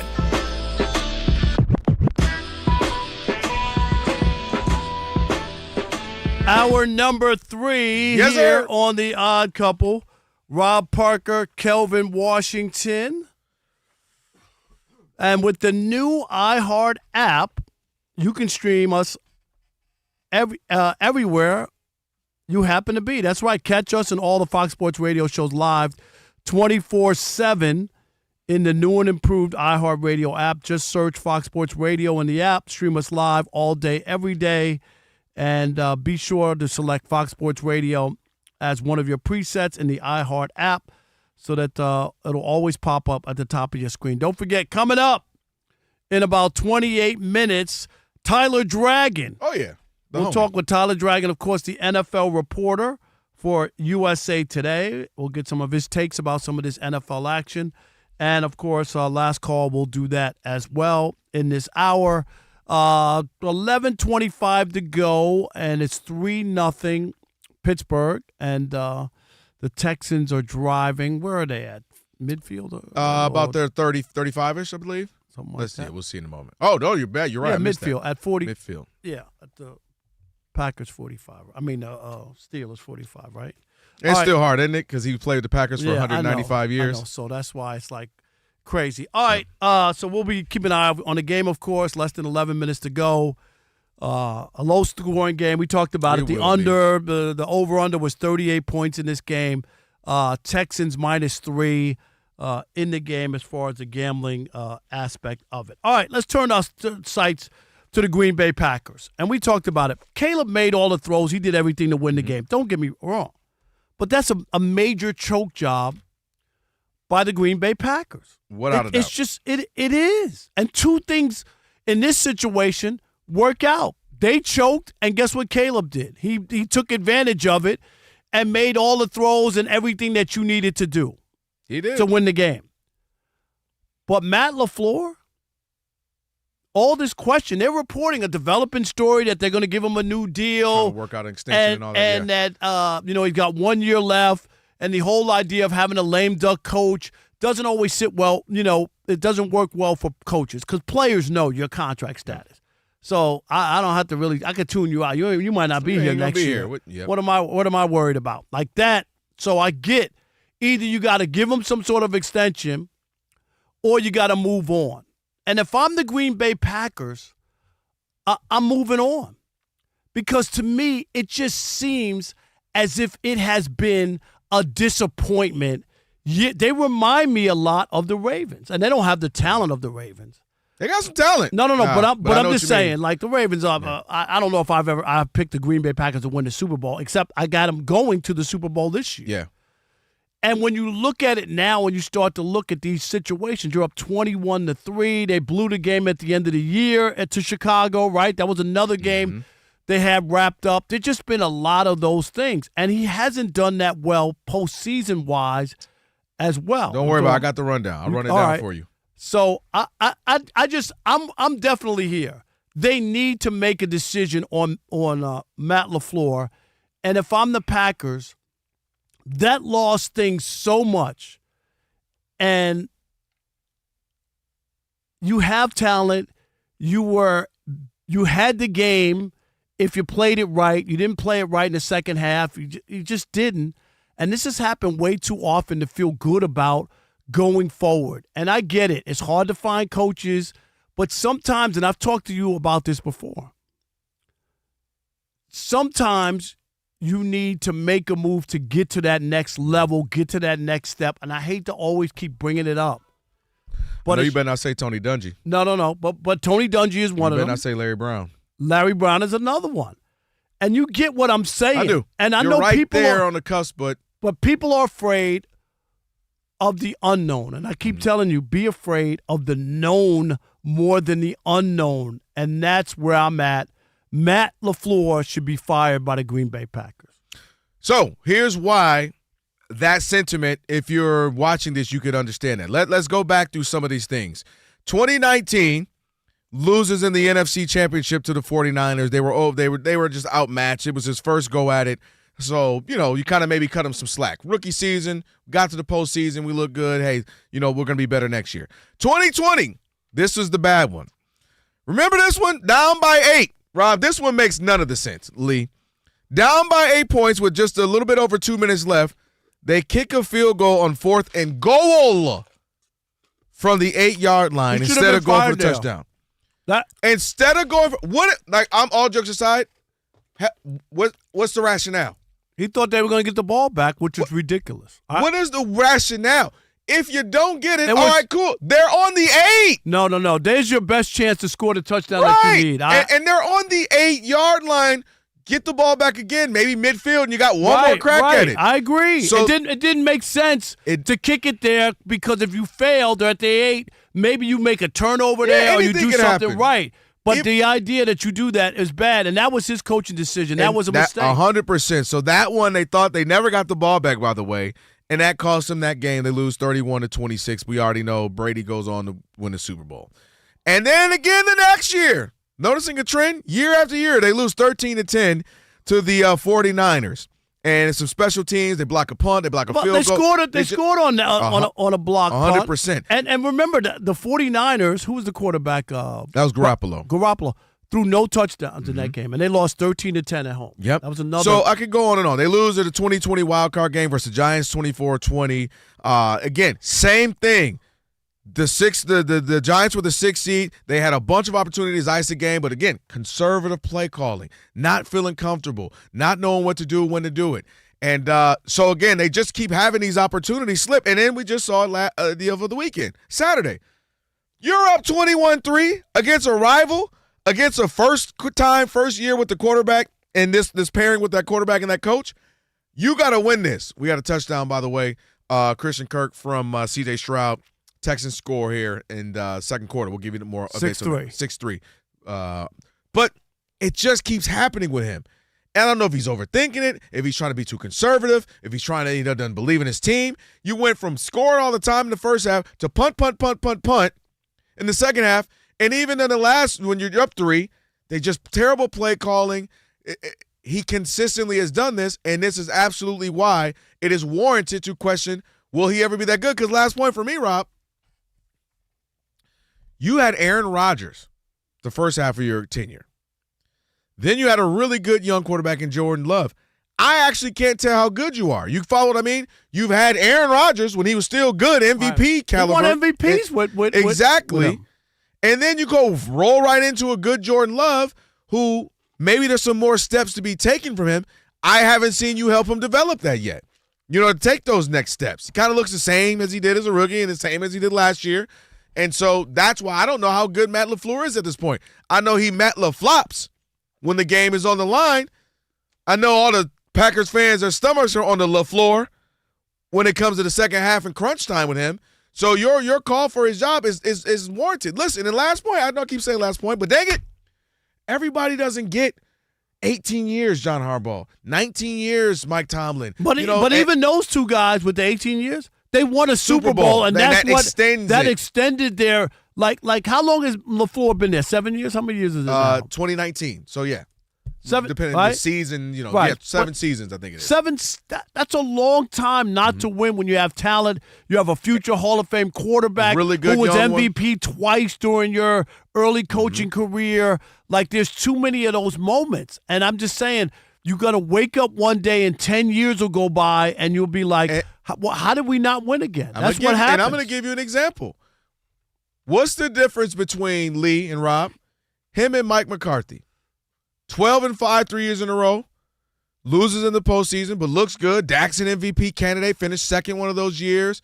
And last year, you could say Dak was out all season. If he was back, we would have went 12-5 again, and maybe we'd get in the playoffs. You know what I mean? You could sell yourself on, why not bring him back? What did he do? We were injured. Guys were out. Michael was out for a long time, extended. Like, you could sell. What's the difference you between justify Matt LaFleur and Mike McCarthy? You get what I mean? It's losing the locker room. It's whether or not the locker room believes in him. And McCarthy had lost the locker room. And let's say, but I'm just saying, based. And that's a great point, Lee. But Lee, you're a Packers fan. Okay, Lee's a Packers fan. And Lee, for you, it was per usual. Am I right? Like another disappointing postseason loss. Yeah, as a Packers fan, we all believe in Murphy's Law. Whatever will go wrong, whatever can go wrong, will go wrong. As a Packers fan, no matter what, we go up 21 points, 21-3 at halftime. We're going to find a way. So what? Let me ask you, knowing their history and what they're up 21-3. Where's your head? Were you really going? I was upset because all the Bears fans I know were texting me saying, "Good game, congrats on the win." And I was like, "Great, yeah, get out of here." You knew it was coming. You knew it was that, coming. right? That oh yeah, you like, congrats, y'all are gonna win or whatever. You're like, don't text. Do that now. How dare you text me in the second quarter with that? Is Matt your guy? Matt is my guy. I love him. It's like a bad breakup. It's like, you still love him, you want to be with him, but there's just some circumstance, some extenuating circumstance, something traumatic that has happened that we can't get past. Yeah, but you want to keep rolling with him? I do. Okay, but that's fine. Listen, I do want to keep him because I think he is the best coach out there. I don't think Harbaugh is the answer. If you ask me who I would rather keep, Hafley or LaFleur, I'd rather keep Hafley because I think Hafley's going to be the guy out the door to get a head coaching job. I think he might be the real answer for head coach, our defense coordinator, Jeff Hafley. If you had to give me a choice, I would choose Hafley. I would love to keep them both, but I don't think that's possible. But the only issue is you got to be careful with, who you're going to get. Like I said, it's the unknown that people are afraid of.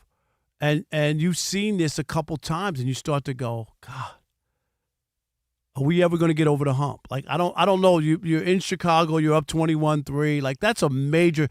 You just had a team that gave up 25 points in the fourth quarter. That's crazy. To a rival, just at home. I don't know what that. You see they got a flag. Unintentional grounding. Was that grounding or was that intentional grounding? Oh, yeah. I thought it was him. I was like the guy came in way late. I thought it was roughing the passer. Yeah. I was like, boy, he was already down. This is one thing, and we're switching gears here. We're talking about this Monday night game now. 6-3. This is what you worry is if it becomes just pass heavy. This is what the Texans. To your earlier point, if you're the Steelers, you got to keep running the ball. Keep them off base a little bit. Oh yeah, can't. It can't be all passes because then they'll just tee off they'll on just you. You gotta, tee off. Yeah. It's 7-3. 7 minutes to go. You're in the game. You're where you're going to be. You were 3-point favorite. All you got to do is get a field goal or get a touchdown, and you go into that. That's all you need to do. Now that ain't gonna happen on 3rd and 21. No, they're about to run it. They're either gonna throw a screen or run it. Yeah, that's all they do. And get this out of here and get it stopped. Defense been playing pretty well. 877-99 on Fox. We want to hear from you. 877-996-6369. Where are you on Matt LaFleur and the Packers? Are you done? Are you ready to see something else? You want a new coach? I think he should be fired. Kelvin's not pushing back. No, he's with me. It's time to move on. And that's okay. Are you ready for a new coach in Green Bay or bring him back? Let's run it back. He only has – remember, you got to commit to him with a contract. It's not like he has 2 years or 3 years left. He only has 1 year left, and if you do that, you're going to have to sign him. So that's the other part. You have to make a bigger commitment to Matt LaFleur. 877-99 on Fox, 877-996-6369. It is the Odd Couple. Rob Parker, Kelvin Washington, right here on Fox Sports Radio. And you know what you need to do. Stick and stay in the U.S. of A.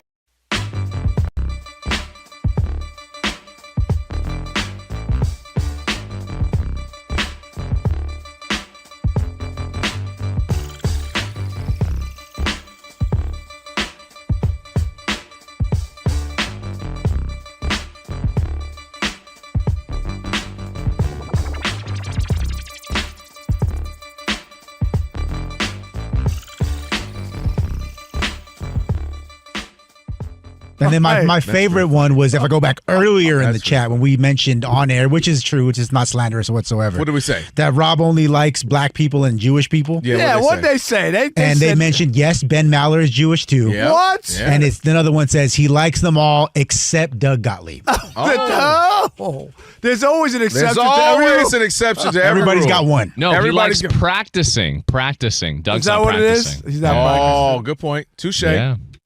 I love all people. Now, you've known me for all these years, Alex. Oh, that was too many L's in that all. I don't know about all people. Alex? Yes, Rob. And that's usually what they say, isn't it, Alex? Why no? I love her. I love this person. This they start naming. When you start naming off your friends. I'm not naming off of friends, but I'm a people's person. I don't like it. Who do I not like is what I'm asking you. Have you ever met some? What do you I like can me to name name them? 5 people that we all know. Let me hear. I want to hear the names. No, Doug just say the Gottlieb. name. Yeah. He didn't even argue it. No, I want to hear the whole list. You want me to name people that just work here? We're going to get in trouble. I'll do it if you want me to. I want you say to it in do our it. ears. Say it in our ears. Say it in A our weekend host that thinks he's funny, but maybe not funny. Oh, yeah. Yeah. Does he go by multiple names? He does. Okay. Yeah. This is unbelievable. Another weekend host that also does a daytime show in the Bay Area. Oh, yeah. Yep. You don't like him? Former ESPN LA host. I think it's the hair. Who else? Basically anybody after this show. Until Ben show? Until Ben show. Okay. That's a good window right there. That's like 4 right there. I haven't even gotten to like the deep cuts. That's true. And that's not to mention all the people who are dead to him. Yes, that's another list. I still don't know if I'm dead to him. He just has to tolerate me. Like, I guess I got to do a show. Yeah. I'm sure I'm dead to him. I'm sure you've said something that really got under his claw. I'm dead to him. And he has like a list at home. And he's just, Scott, HRU. Kelvin Washington. We had a good run. Scott, HRU. Is Kelvin's third year optional? Thank you. I'll take just the answer off air. Is it optional for you or him? Who said that? Hey, Rob G, he ain't said no to none of these. That's and if you notice, only one of them was Jewish. Rob loves Jewish people. Everybody There's practicing. a few other people I don't Practicing. know if I grew up in New York. I love all people. And I do. Well, you know what? From a spiritual standpoint that we should all love people, I believe you. By the way, you like them? No. The YouTubians weighing in on here's a list of people Rob don't like. Who else? Rick Barry. Okay. Yeah. Yep. Marcellus Wiley. What? LeVar Aaron. I think you like LeVar. I think LeVar, that's right? not fair to say you don't like LeVar Who Aaron. said I didn't like LeVar? Wait, back up one, though. Wait a You minute, don't like what? Marcellus? I didn't know this. No, I don't like his analysis. Jason Whitlock. Well. He went to Columbia like I did, and he Yeah. went there 4 years. I only went 1 year. Where is he's it? It's on the Ivy back of Leaguer. that. Turn around. Let me see. It's on the back of that. Don't say that. Okay. Who else? Rob's going to get it listed like it's the all-league stuff for Varsity Jack. It's going to be every college he Columbia, went to. this one, USC. I'm just having fun with y'all because I love everybody at the station. Right. Odd all the Mob, if people you I think work of with. more people Rob doesn't like, please put it in the chat. Matthew We'll read it later in Stafford. the show. You don't like Matthew Stafford? What I Rob like? Marinelli. Don't like him? Tom Izzo. Tom Brady. Tom Brady. Oh, God. Who else? We on LeBron fire James. right now. LeBron James. Bronny James. Shohei Ohtani. We on fire. Yeah, Bill Belichick. All of them. We don't have enough time to list Yeah, everybody. we do on we? fire right now. It's harder to find Who people else you is do dead like. to him? Who else There's like do you like? 5 people, and then that'd be the end of the list. And you know Jay-Z's line, it was all good just a week ago. Yep. It was all good just a week ago. Now Phillip Rivers is on the Don't like list. Phillip Rivers. Phillip Rivers is minding his own business, mowing the lawn and Did coaching. you see what I said out today? What you said? I know, honey. Rob, you saw. I did. Now you don't like healthcare. Oh, yeah. Yeah. See, this is Rob. I can defend you. This is your favorite song. This is how I know you love everybody. Rob loves this one. We are the chill. By the way, the good Tell him, Rob. documentary about it. If you, the We Are the World doc was lit. Tell him, Rob. Absolutely. You Yes, guys sir. are mad that I'm trying to unite people and I can move within all kinds of circles. You know, I could go in the Hispanic circle. Oh, they definitely I could kick go you in out. Mexican. I could go into the kosher circle, you know. Yeah, I'll give you that one. I can hang out with the bros. Yo, what up, bro? We know that because one thing Rob gonna do, he gonna bro everything. You go MLB, bro. You go Fox, bro. You go haircut, bro. Barbershop, bro. Don't forget you did the voice work for. They wasn't supposed to tell people that. Oh, now it makes sense. Rob, see that man called me. I ain't hear from him in 10 years. That man ain't called me in 10 years. Hey, what's up? Hey, how you doing? Hey, I need you to. HRU. Hey, HRU. I was like, oh, man, Rob, do you think he texted the wrong person? What's up? Hey, man, you have such a wonderful velvety voice. Can you voice this for me? All right, can I say what it was? Yeah, you can say it. Okay. Fox Bro, because you need to know when you need to get your Fox hits for the brothers, not the others.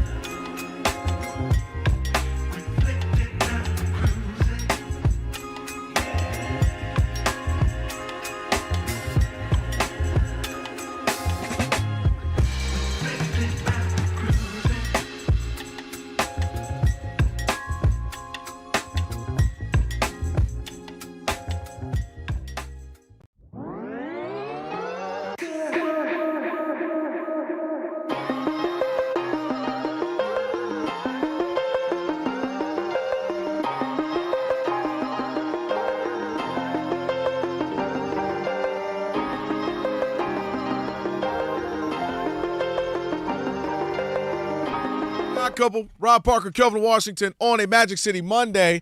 You got a turnover that just happened a handful of plays ago. C.J. Stroud looked almost like the same one Rob earlier he had. Another fumble in what the I say to you about in the C.J. pocket. Stroud before the game? I did say that, didn't I not? Of course, and that's been the issue. You know, the defense we know is the defense we know, and we know how good it is, but are they going to be able to the C.J.'s turn the ball over twice in the first half? He has, and put them in a bad position because it was at their own like 25-ish.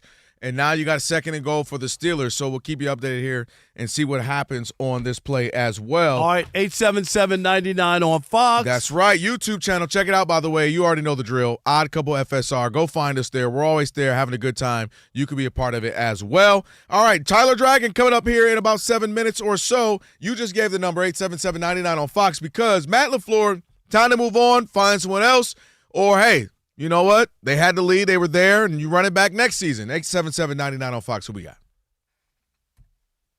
Lando in Milwaukee. You're on the Odd Couple Fox Sports Radio. What's up, Lando? Hey, my man, Rob, Calvin. What's going on? How you, man? What's up, brother? Man, listen. I'm you know, boy, I'm gonna talk for the state of Wisconsin here, man. Listen, he has to go. Matt LaFleur has to go. There's no ifs, ands, or buts. It's time to go. Goodbye. Peace. He got to go. Listen, 5 straight losses to end the season. This guy, he chokes. This guy does choke job after choke job, year after year. We are tired of it. It's time for a new regime here. You can't let Hafley off the hook either. That's another thing. Also, he's the defensive coordinator. 21-3 in the blown lead. Come on, Matt LaFleur. This guy urinates on himself when we have a lead. He doesn't know. It's like when we have a lead, he goes just AWOL. He goes just brain fog. It's unbelievable. Year after year. We lose in the most worst possible ways that you can't. Now, give him credit. He has helped Jordan Love, but I also think he has peaked and helping Jordan Love get to that level. Like, there's only so much you can take after 7 years. It's like a girlfriend. Look, we need a new girlfriend here in Wisconsin. No doubt. This time. Lando, No doubt. appreciate Thank the you, call. man. And I do wonder, let's see if we got some more people. I wonder, like, the fans in that area. You know what I mean? Are they feeling the same way? Maybe we're overreacting. Maybe Lando's overreacting, or are they just like, we're over it. Was that Will you said? Who's that? Yeah, in Wisconsin? Will in Wisconsin. Will Let's in see what he Wisconsin. says. One more in Wisconsin. 877-99 on Fox. What's up, Will? What's going on, Rob? What's going on, Kelvin? What's up, Will? Oh, nothing much. It was a treat to get up there by the draft and do my, sort of new media independent thing and really get a feel. Personally, that's my first time really getting up to Green Bay. Mm-hmm. And I can tell you that those fans kind of really demand that. And I mean, and true to tell, there's been years of success. And there's also been years where the team wasn't successful in trying to seek that out. And this feels more like the Mike Sherman years than even Mike Holmgren or Mike McCarthy years, where they had that little, downturn and things. But it's also, watching these Packer games kind of reminds me of watching some of those Rocket teams that had Chris Paul and James Harden, where, in the coaching, kind of what's been reported is that Mike D'Antoni didn't like to make those adjustments that's needed, instead of like the volume kind of thing. That kind of thing looks the same with Matt LaFleur. And, sort of the market forces. I mean, Ed Policy is a new CEO, team president. This is the right time to right size the team. There's coaches that are available that can definitely answer the question of, is there a Super Bowl capable or is there an offensive mind? And here you have some. So it's a buyer's market for teams. So hopefully the Packers can get it right. But the players have, Jordan Love did his job. He's a pro player. They just need somebody to push the ship. Right. And they got to be able to seal a deal. Because it's not like they weren't in the game. They were up 21-3. Yeah. And they've been good for I mean, the Packers are always good, but that's the point. I know Packer fans are like, hey, can we not just be good? Can we be great? Can we close it? Can we finish the deal? Jordan in D.C., you're on the Odd Couple Fox Sports Radio. What's up, Jordan? Oh, hey, Rob, Kelvin. How you guys doing? Good, buddy. What up? Oh, nothing much. To answer the question, ultimately, I would keep Matt LaFleur, but Kelvin, you said something earlier in the show about how this Eagles season has resembled this Ravens season. I would say this Packers era has actually resembled the Lamar and Harbaugh Ravens era. Like, it's multiple MVPs for your star quarterback one season, That's a good point. and you got nothing to show for it. That's a good point. It's like, and it's kind of, and it's like, when is it going to happen? And I think ultimately though I would keep him, but I think the reason why I supported Harbaugh ultimately being let go from Baltimore, and I can see why Packers fans want LaFleur to go, is because I think if you would have brought John Harbaugh back to the Ravens next year with a healthy Lamar and a healthy Derrick Henry, he could have won 10, 11, 12 games, but it's going to keep happening. This right. job. It's that. It's not that they won't win games, because if Lamar's on your team, you're going to win 10 games. Right. I'm with you. It doesn't matter what. You're going to win 10 games, but are you going to get to where you want to get to? Thanks for the call. No doubt. Jordan. Appreciate it. One more. Chili Tim in Atlanta. Chili, you're on the Odd Couple Fox Sports Radio. What's up, Chili? What up, Kelvin? What up, Rob? How are you? What up? Good, man. The last caller kind of hinted to it. And, Rob, I'm a 49ers fan. I'm not a Kyle Shanahan apologist. But here's the thing, right? And this is why he makes them look bad. You look at what we lost, and it comes down to talent. So I put LaFleur in the same boat as Sirianni and Patullo in Philly and John Harbaugh in Baltimore. You can't lose with the talent you have and let somebody who does not have talent get to the division round of the playoffs. Like, how can somebody get with a team? So then that comes down to coaching, right? Because as bad as, I've never been an apologist for Shanahan, but for some, if you looked at those guys, they were playing for him on Saturday. I don't know what it was, but they played for him, and without the talent. So as LaFleur, you got talent. I mean, you lost your tight end, but for the most part, you still had Watson back, you had Golden back, and you had a 21-3, so you had done something. So how can you got the talent and you don't win? That's why he gets fired. Same reason Raheem Morris got fired here. You got too much talent to lose like you do. And when you have a talented roster, and that was the problem with Tony Dungy. He had a talented roster. You remember that? I know people that people were like, "Oh, Tampa Bay." No, they had a loaded. Boy, and that defense was so great. good, and they could not win. All-time great. Hey, it's Chili. Appreciate it as always. Thanks for the calls, everybody. All right, we got Tyler Dragon on the other side of Trending USA Today. NFL reporter there. We'll talk to him in a moment. Steve is going to update us on the game. That's right. Steve the Sager now. Hey, Steve. It is Houston 7-6 at Pittsburgh. Under 2 minutes to go in the first half of this wild card playoff game. Houston has won 9 in a row. Now, there was a great touchdown drive led by C.J. Stroud. 14 plays, 92 yards, over 7 minutes worth. A 6-yard TD pass in the second quarter to Christian Kirk. Stroud is 9 of 13, 97 yards and a touchdown, but he's lost 2 fumbles. First to do so, 2 in the first half of a playoff game since Carson Palmer a decade ago, and he hadn't lost a fumble all season this year. In fact, in his young career, only 1 game with multiple fumbles lost until tonight. In fact, he's fumbled 4 times, recovered 2 of his own, and lost 2. He's over 100 yards passing now, and the Texans do lead on the road. Woody Marks, 11 carries, 59 yards rushing for Houston. He was evaluated for a concussion, but is back in the game. On the ground for Pittsburgh, 8 carries, 24 yards. And by the way, the Steelers' offense, after forcing the first fumble, the offense went 3 and out. After Steelers forced the second fumble, they settled for a field goal despite having a 1st and goal at the 9. Chris Boswell has hit field goals of 32 and 35 yards. The Steelers only scoring tonight. The winner tonight goes to New England on Sunday for the divisional playoffs.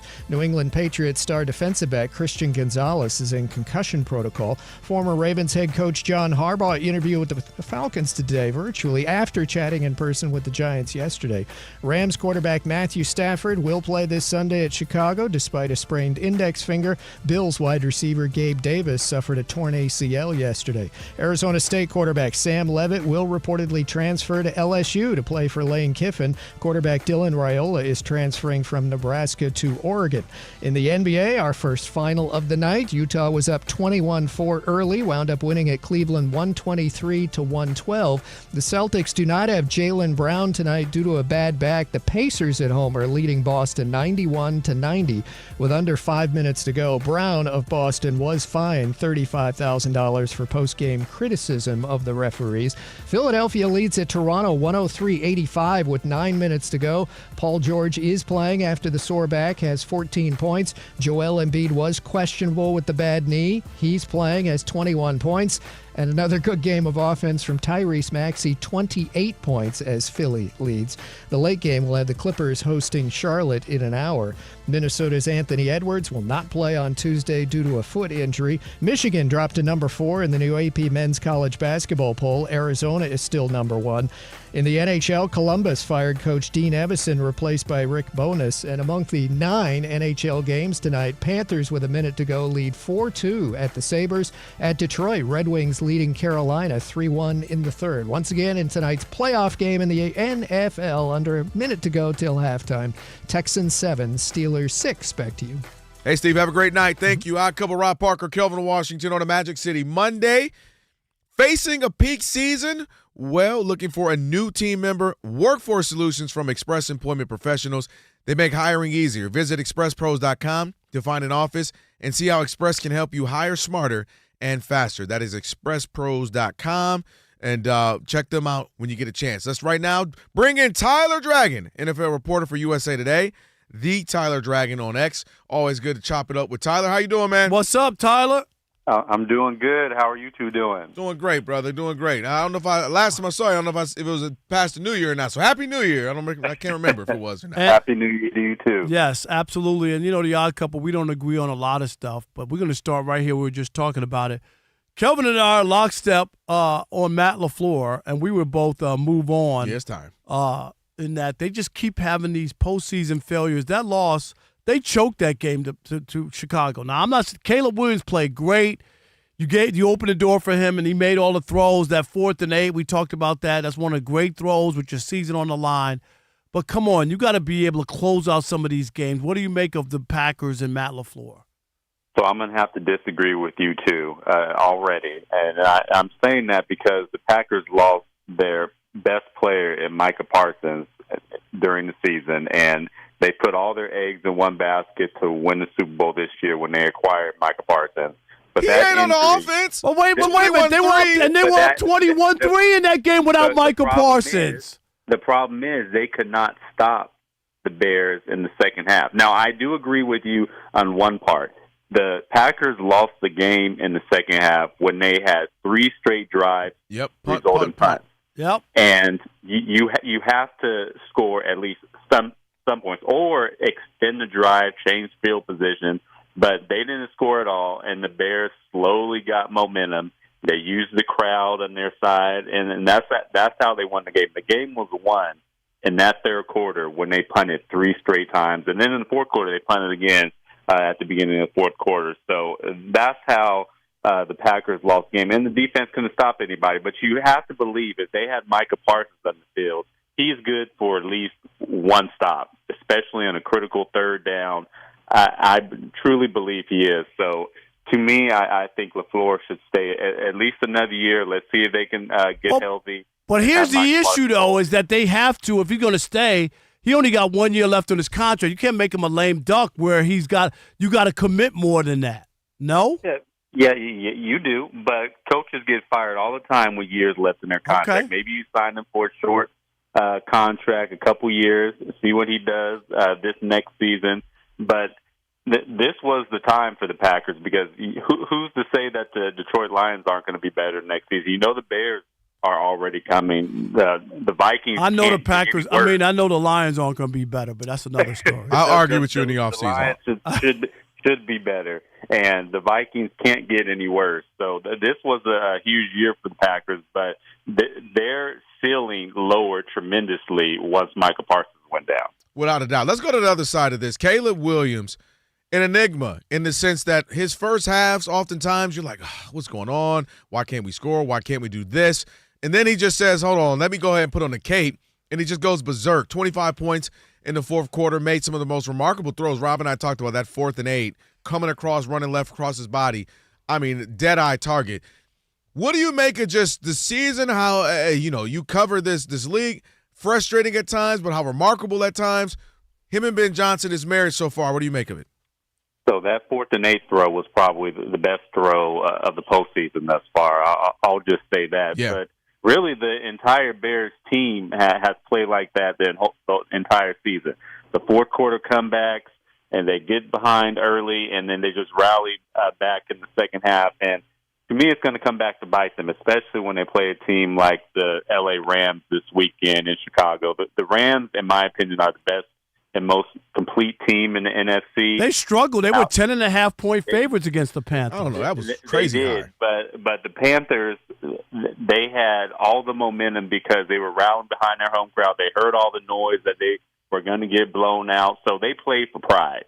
But I really did not think throughout that game that the Rams were going to lose. Yes, Matthew Stafford had to go on a game-winning drive, but to me, the L.A. Rams are going to beat the Bears because the Bears, they start off so slow and they rally in the fourth quarter, but that's not going to get it done against the upper echelon team. Didn't we see Seattle beat the Rams? They were down 30-14 in the fourth quarter.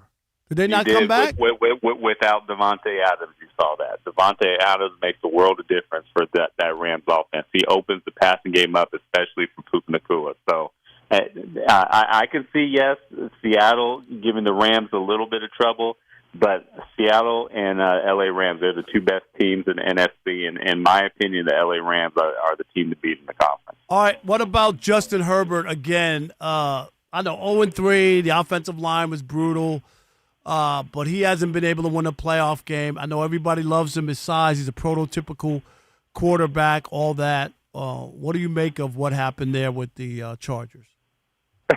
So I was talking to somebody today. I feel like Justin Herbert needs to go to a sports psychologist to get his postseason lows in order because he just does not look like the same quarterback in the postseason. Now, yes, some of it was on the offensive line, but a lot of it was on him. He missed a lot of throws. He looked uncomfortable in the pocket. There were times where he had some receivers open downfield and he would not pull the trigger. So some of it is on him. And yes, he had probably the worst offensive line in football. They were unable to fill the voids, led by Rashawn Slater and Joe Alt, those two standout tackles. But when you 0-3 in the postseason, and the last postseason game last year, you have 4 interceptions. Then this one, you just looked nervous, unable to rise up to the moment and lift your team up when the game could have been had, especially early in the second half. Some of the blame is definitely on Justin Herbert. Yeah, I look at that offensive line being hurt, being injured, missing guys was crucial for that. One more quick one for me, Tyler. You talked about maybe the most complete team in the NFC being the Rams. What about the AFC? Is it the Patriots? And, how good can they be with that? The defense will look really good. Drake May, obviously, looked good at times at the turnover. And the running game was solid as well. What do you make of the Patriots? Are they the most complete team in that conference, or is it Josh Allen's to own? So I'm going to surprise you, and my answer might change in a couple hours, but the Texans, to me, are the most dangerous team in the AFC. Okay. All they need is C.J. Stroud to be a game manager, not turn the ball over. Good luck. He's got 2 turnovers in the first half. Are you watching? Receivers to catch some balls, too. What the heck? That is the best defense in the NFL. Despite 2 turnovers, the Steelers only have 6 points thus far. So yeah, but they're only winning 7-6, and that's the problem. All he has to play is like Joe Flacco when the Ravens won the Super Bowl. That's all he has to play like. But I don't sleep on the Denver Broncos because the same thing can be said for Denver. All they have to do is not turn the ball over on offense and let that defense get after people. So I have my money on the Texans, especially if they win tonight, because they have the skill position players on offense. They just need C.J. Stroud to play like that rookie season C.J. Stroud. Yeah, that was 3 years ago. That's a long time ago. They got to have some receivers bail them out, too. Dude, I'm just saying, if you're the Steelers, seriously, and been dominated with their defense, and you're down by 1 at the half at home, I'm okay with that. They're at halftime saying, whew. Exactly. I do agree with you, but because they're going to play better. They haven't made a third down. They're 0 for 6, I think. At one point, they were 0 for 6 to start. I'm just going to say, like, the second half, they're going to play. There was a drop by DK that you saw that one. That was a big play that was wide open. That hurt them early on offensively. And not to mention, too, they're not down where they have to become pass reliant, where they can just they're in the game. You're right there. You can keep running. You can keep passing, mixing it up, and keep that Texans defense off. If you're down by 8 or 9 points, Aaron Rodgers going to have to throw every down, and you not have to do that. 100%. That was huge for them. All the Texans have to do is score one more touchdown, and the game is over. I don't think the Steelers can score a touchdown on this defense. I think they can get one because too many things happen. The guy slips and DK's open. But I get your point. And that's why the Steelers have to be like, whew. All right, appreciate it, Tyler. All right, Tyler. All right, have a good one, you two. Enjoy the game. Yep. No doubt. Appreciate it. Yeah, we'll talk a little bit more about this before we get out of here. Plus, let's do a last call as well, 877-99 on Fox, 877-99 on Fox. Your chance to get in last time. It's the Odd Couple, Fox Sports Radio.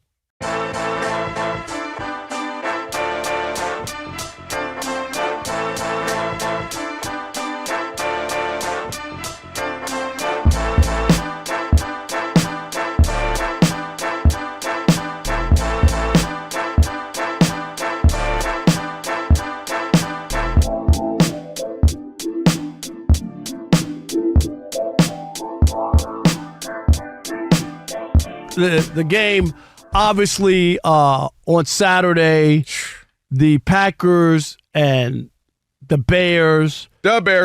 And what a game for the ages. Once again, a Bears score 25 points in a fourth quarter playoff game.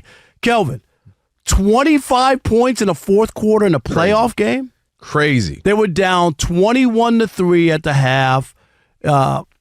We saw the Falcons blow a 28-3 lead at halftime in a Super Bowl, but 21-3 in that game. And the Bears, they tried a lot of stuff. They went up for fourth downs early on. Nothing was really clicking. They struggled. And in the second half, Caleb Williams comes through with big throw after big throw. He was amazing. And Kelvin, I've been a believer the whole way through. I believe.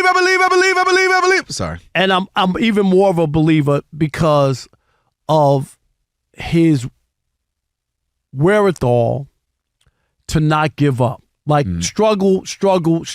Like it's easy to be like, we can't just do not this. our night. It's not right. We just can't do this. And that 4th and 8 play where he's rolling to his left, there's a guy grabbing his leg, and he throws into 4 defenders and hits the receiver on a dime. Might be one of the greatest throws I've seen. And I'm not trying to hyperbole or what. I'm just talking about for the moment, the season. That falls incomplete, season's over. That is what the throw was. And I don't know. And I know you've had questions about him.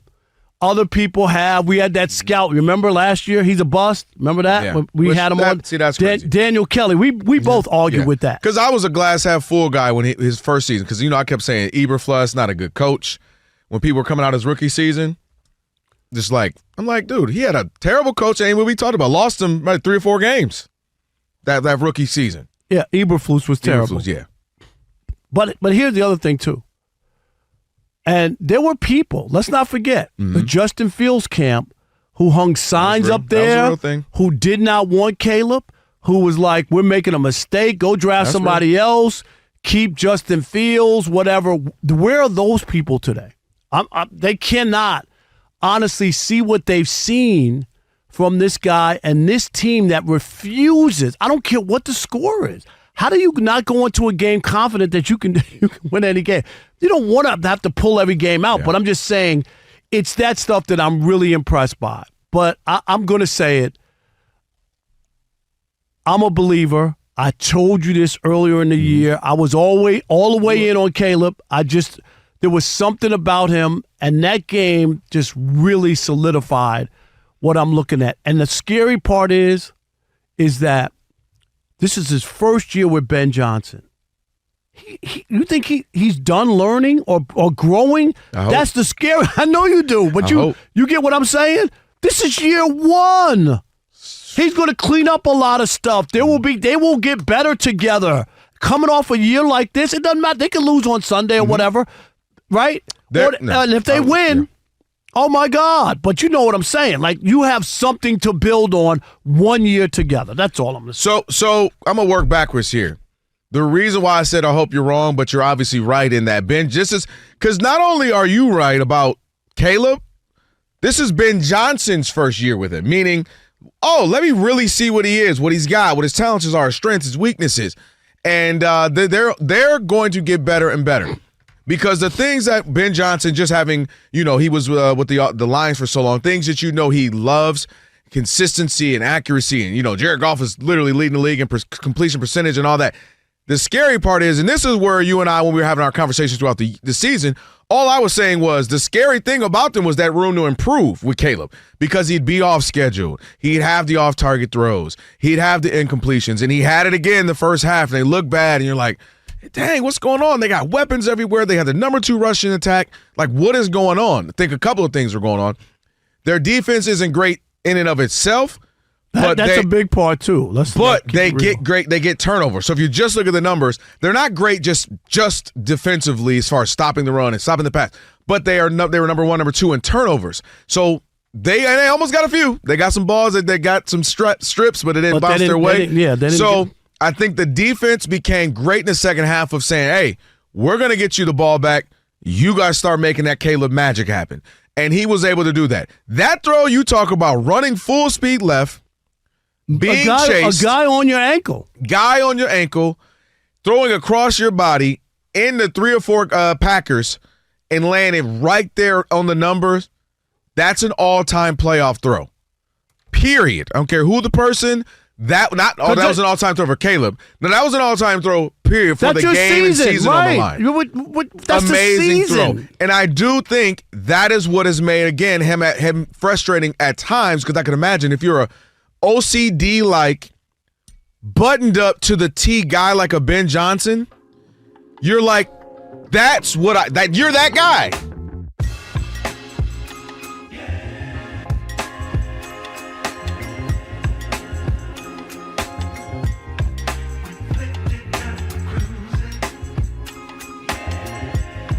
that song recently. Were you? Oh, yeah. I don't even want to ask. Usually you love to tell all the information and said, how was the birthday week? Some things you don't have to say. Yeah. I'm not one of those people. Yeah. It's the Odd Couple, Rob Parker, Kelvin Washington, on a Magic City Monday. You know it's Magic City Monday, and Miss Mary Mack is here when you hear that at the very last break for us. Shout out to Tyler Dragon, NFL reporter for USA Today. We just chopped it up with him, had a good conversation. Lee will put that up in a little bit as we get the podcast ready. And for over 40 years, Tire Rack's been helping customers find the right tires for how, what, and where they drive. Ship fast and free, backed by free road hazard protection with convenient installation options like mobile tire installation. TireRack.com. It is the way tire buying should be. It is now time for Last Call. Call! Oh, you know I just got better. I ain't got my lung capacity right now. That would have been me right now. My lung capacity ain't what it used to be. Who we got? It's my arch enemy, Jerome in Charleston. Oh, boy. You're on the Odd Couple Fox Sports Radio. Let me put the boxing gloves on. And you are the last call. And don't call up here with no nonsense, Jerome. Here y'all go. I'm not your arch enemy, but could you please tell that lady with Duval, Jacksonville, go somewhere with that mess. I ain't got no time for that. Okay? I got no time for that Homer crap. All right? Go somewhere with that. Give me some real journalism. She's getting real close to Stephen A. Smith category, man. So be careful. All right? Hey, we finally agree. I know. On something. Are you guys okay? Because that's not journalism. I don't care what anybody says. Oh, well, she's just a local. She didn't do any harm. It's great. Pat McAfee. It's great to have some positivity. All of journalists are negative or whatever. No. You know what? We live in a world now where all these guys want to be, thanks for the call, thank you, Jerome, coddled and babied. They don't want to be criticized. That is what it is. They want to make millions of dollars, not be held accountable, and not be criticized. Since when? And I'm telling you guys out there, you don't want to live in a world without the free press. Boy, that's real. You don't want to live in that world. Go look at all these other countries and what people are going through, where they're in state-run media, and in poverty, and they can't get information, and they're getting robbed blind. And what's being projected is only great things. We're fine. There's like no. That's why you have. To your point, you have real journalists who can go into these places, you know, we for the need LA Times, watchdogs and say, hey, this is actually what's going on, not what they're projecting out. 100%. And that's why journalism is important. And for all these knuckleheads and all these people, like, it just drives me, it really bothers me as somebody who has been in this business for 40 years and went to journalism school, Columbia, and has a master's and teach journalism. Journalism is very important, and I'm telling you guys, be careful of the shows you listen to. And they're bamboozling you. They're telling you, oh, yeah, we got Nick Saban on. He's going to break it down. Nick Saban is a paid guest to come on these shows. Yeah. Aaron Rodgers was a paid guest to be on Pat McAfee. What are you getting? Seriously. He's going to ask the tough questions to the guy he's paying to come on. I'm going to piss you off and ask you the tough question. Hey, man, I thought he was here to have fun and talk this. Yeah, it gets tricky when you start doing that. And, again, it gets tricky, Rob, because you have so many persons who aren't diving into the journalistic end of it on massive platforms. And the average Joe's just picking up his phone during the lunch break and wants to see what's going on.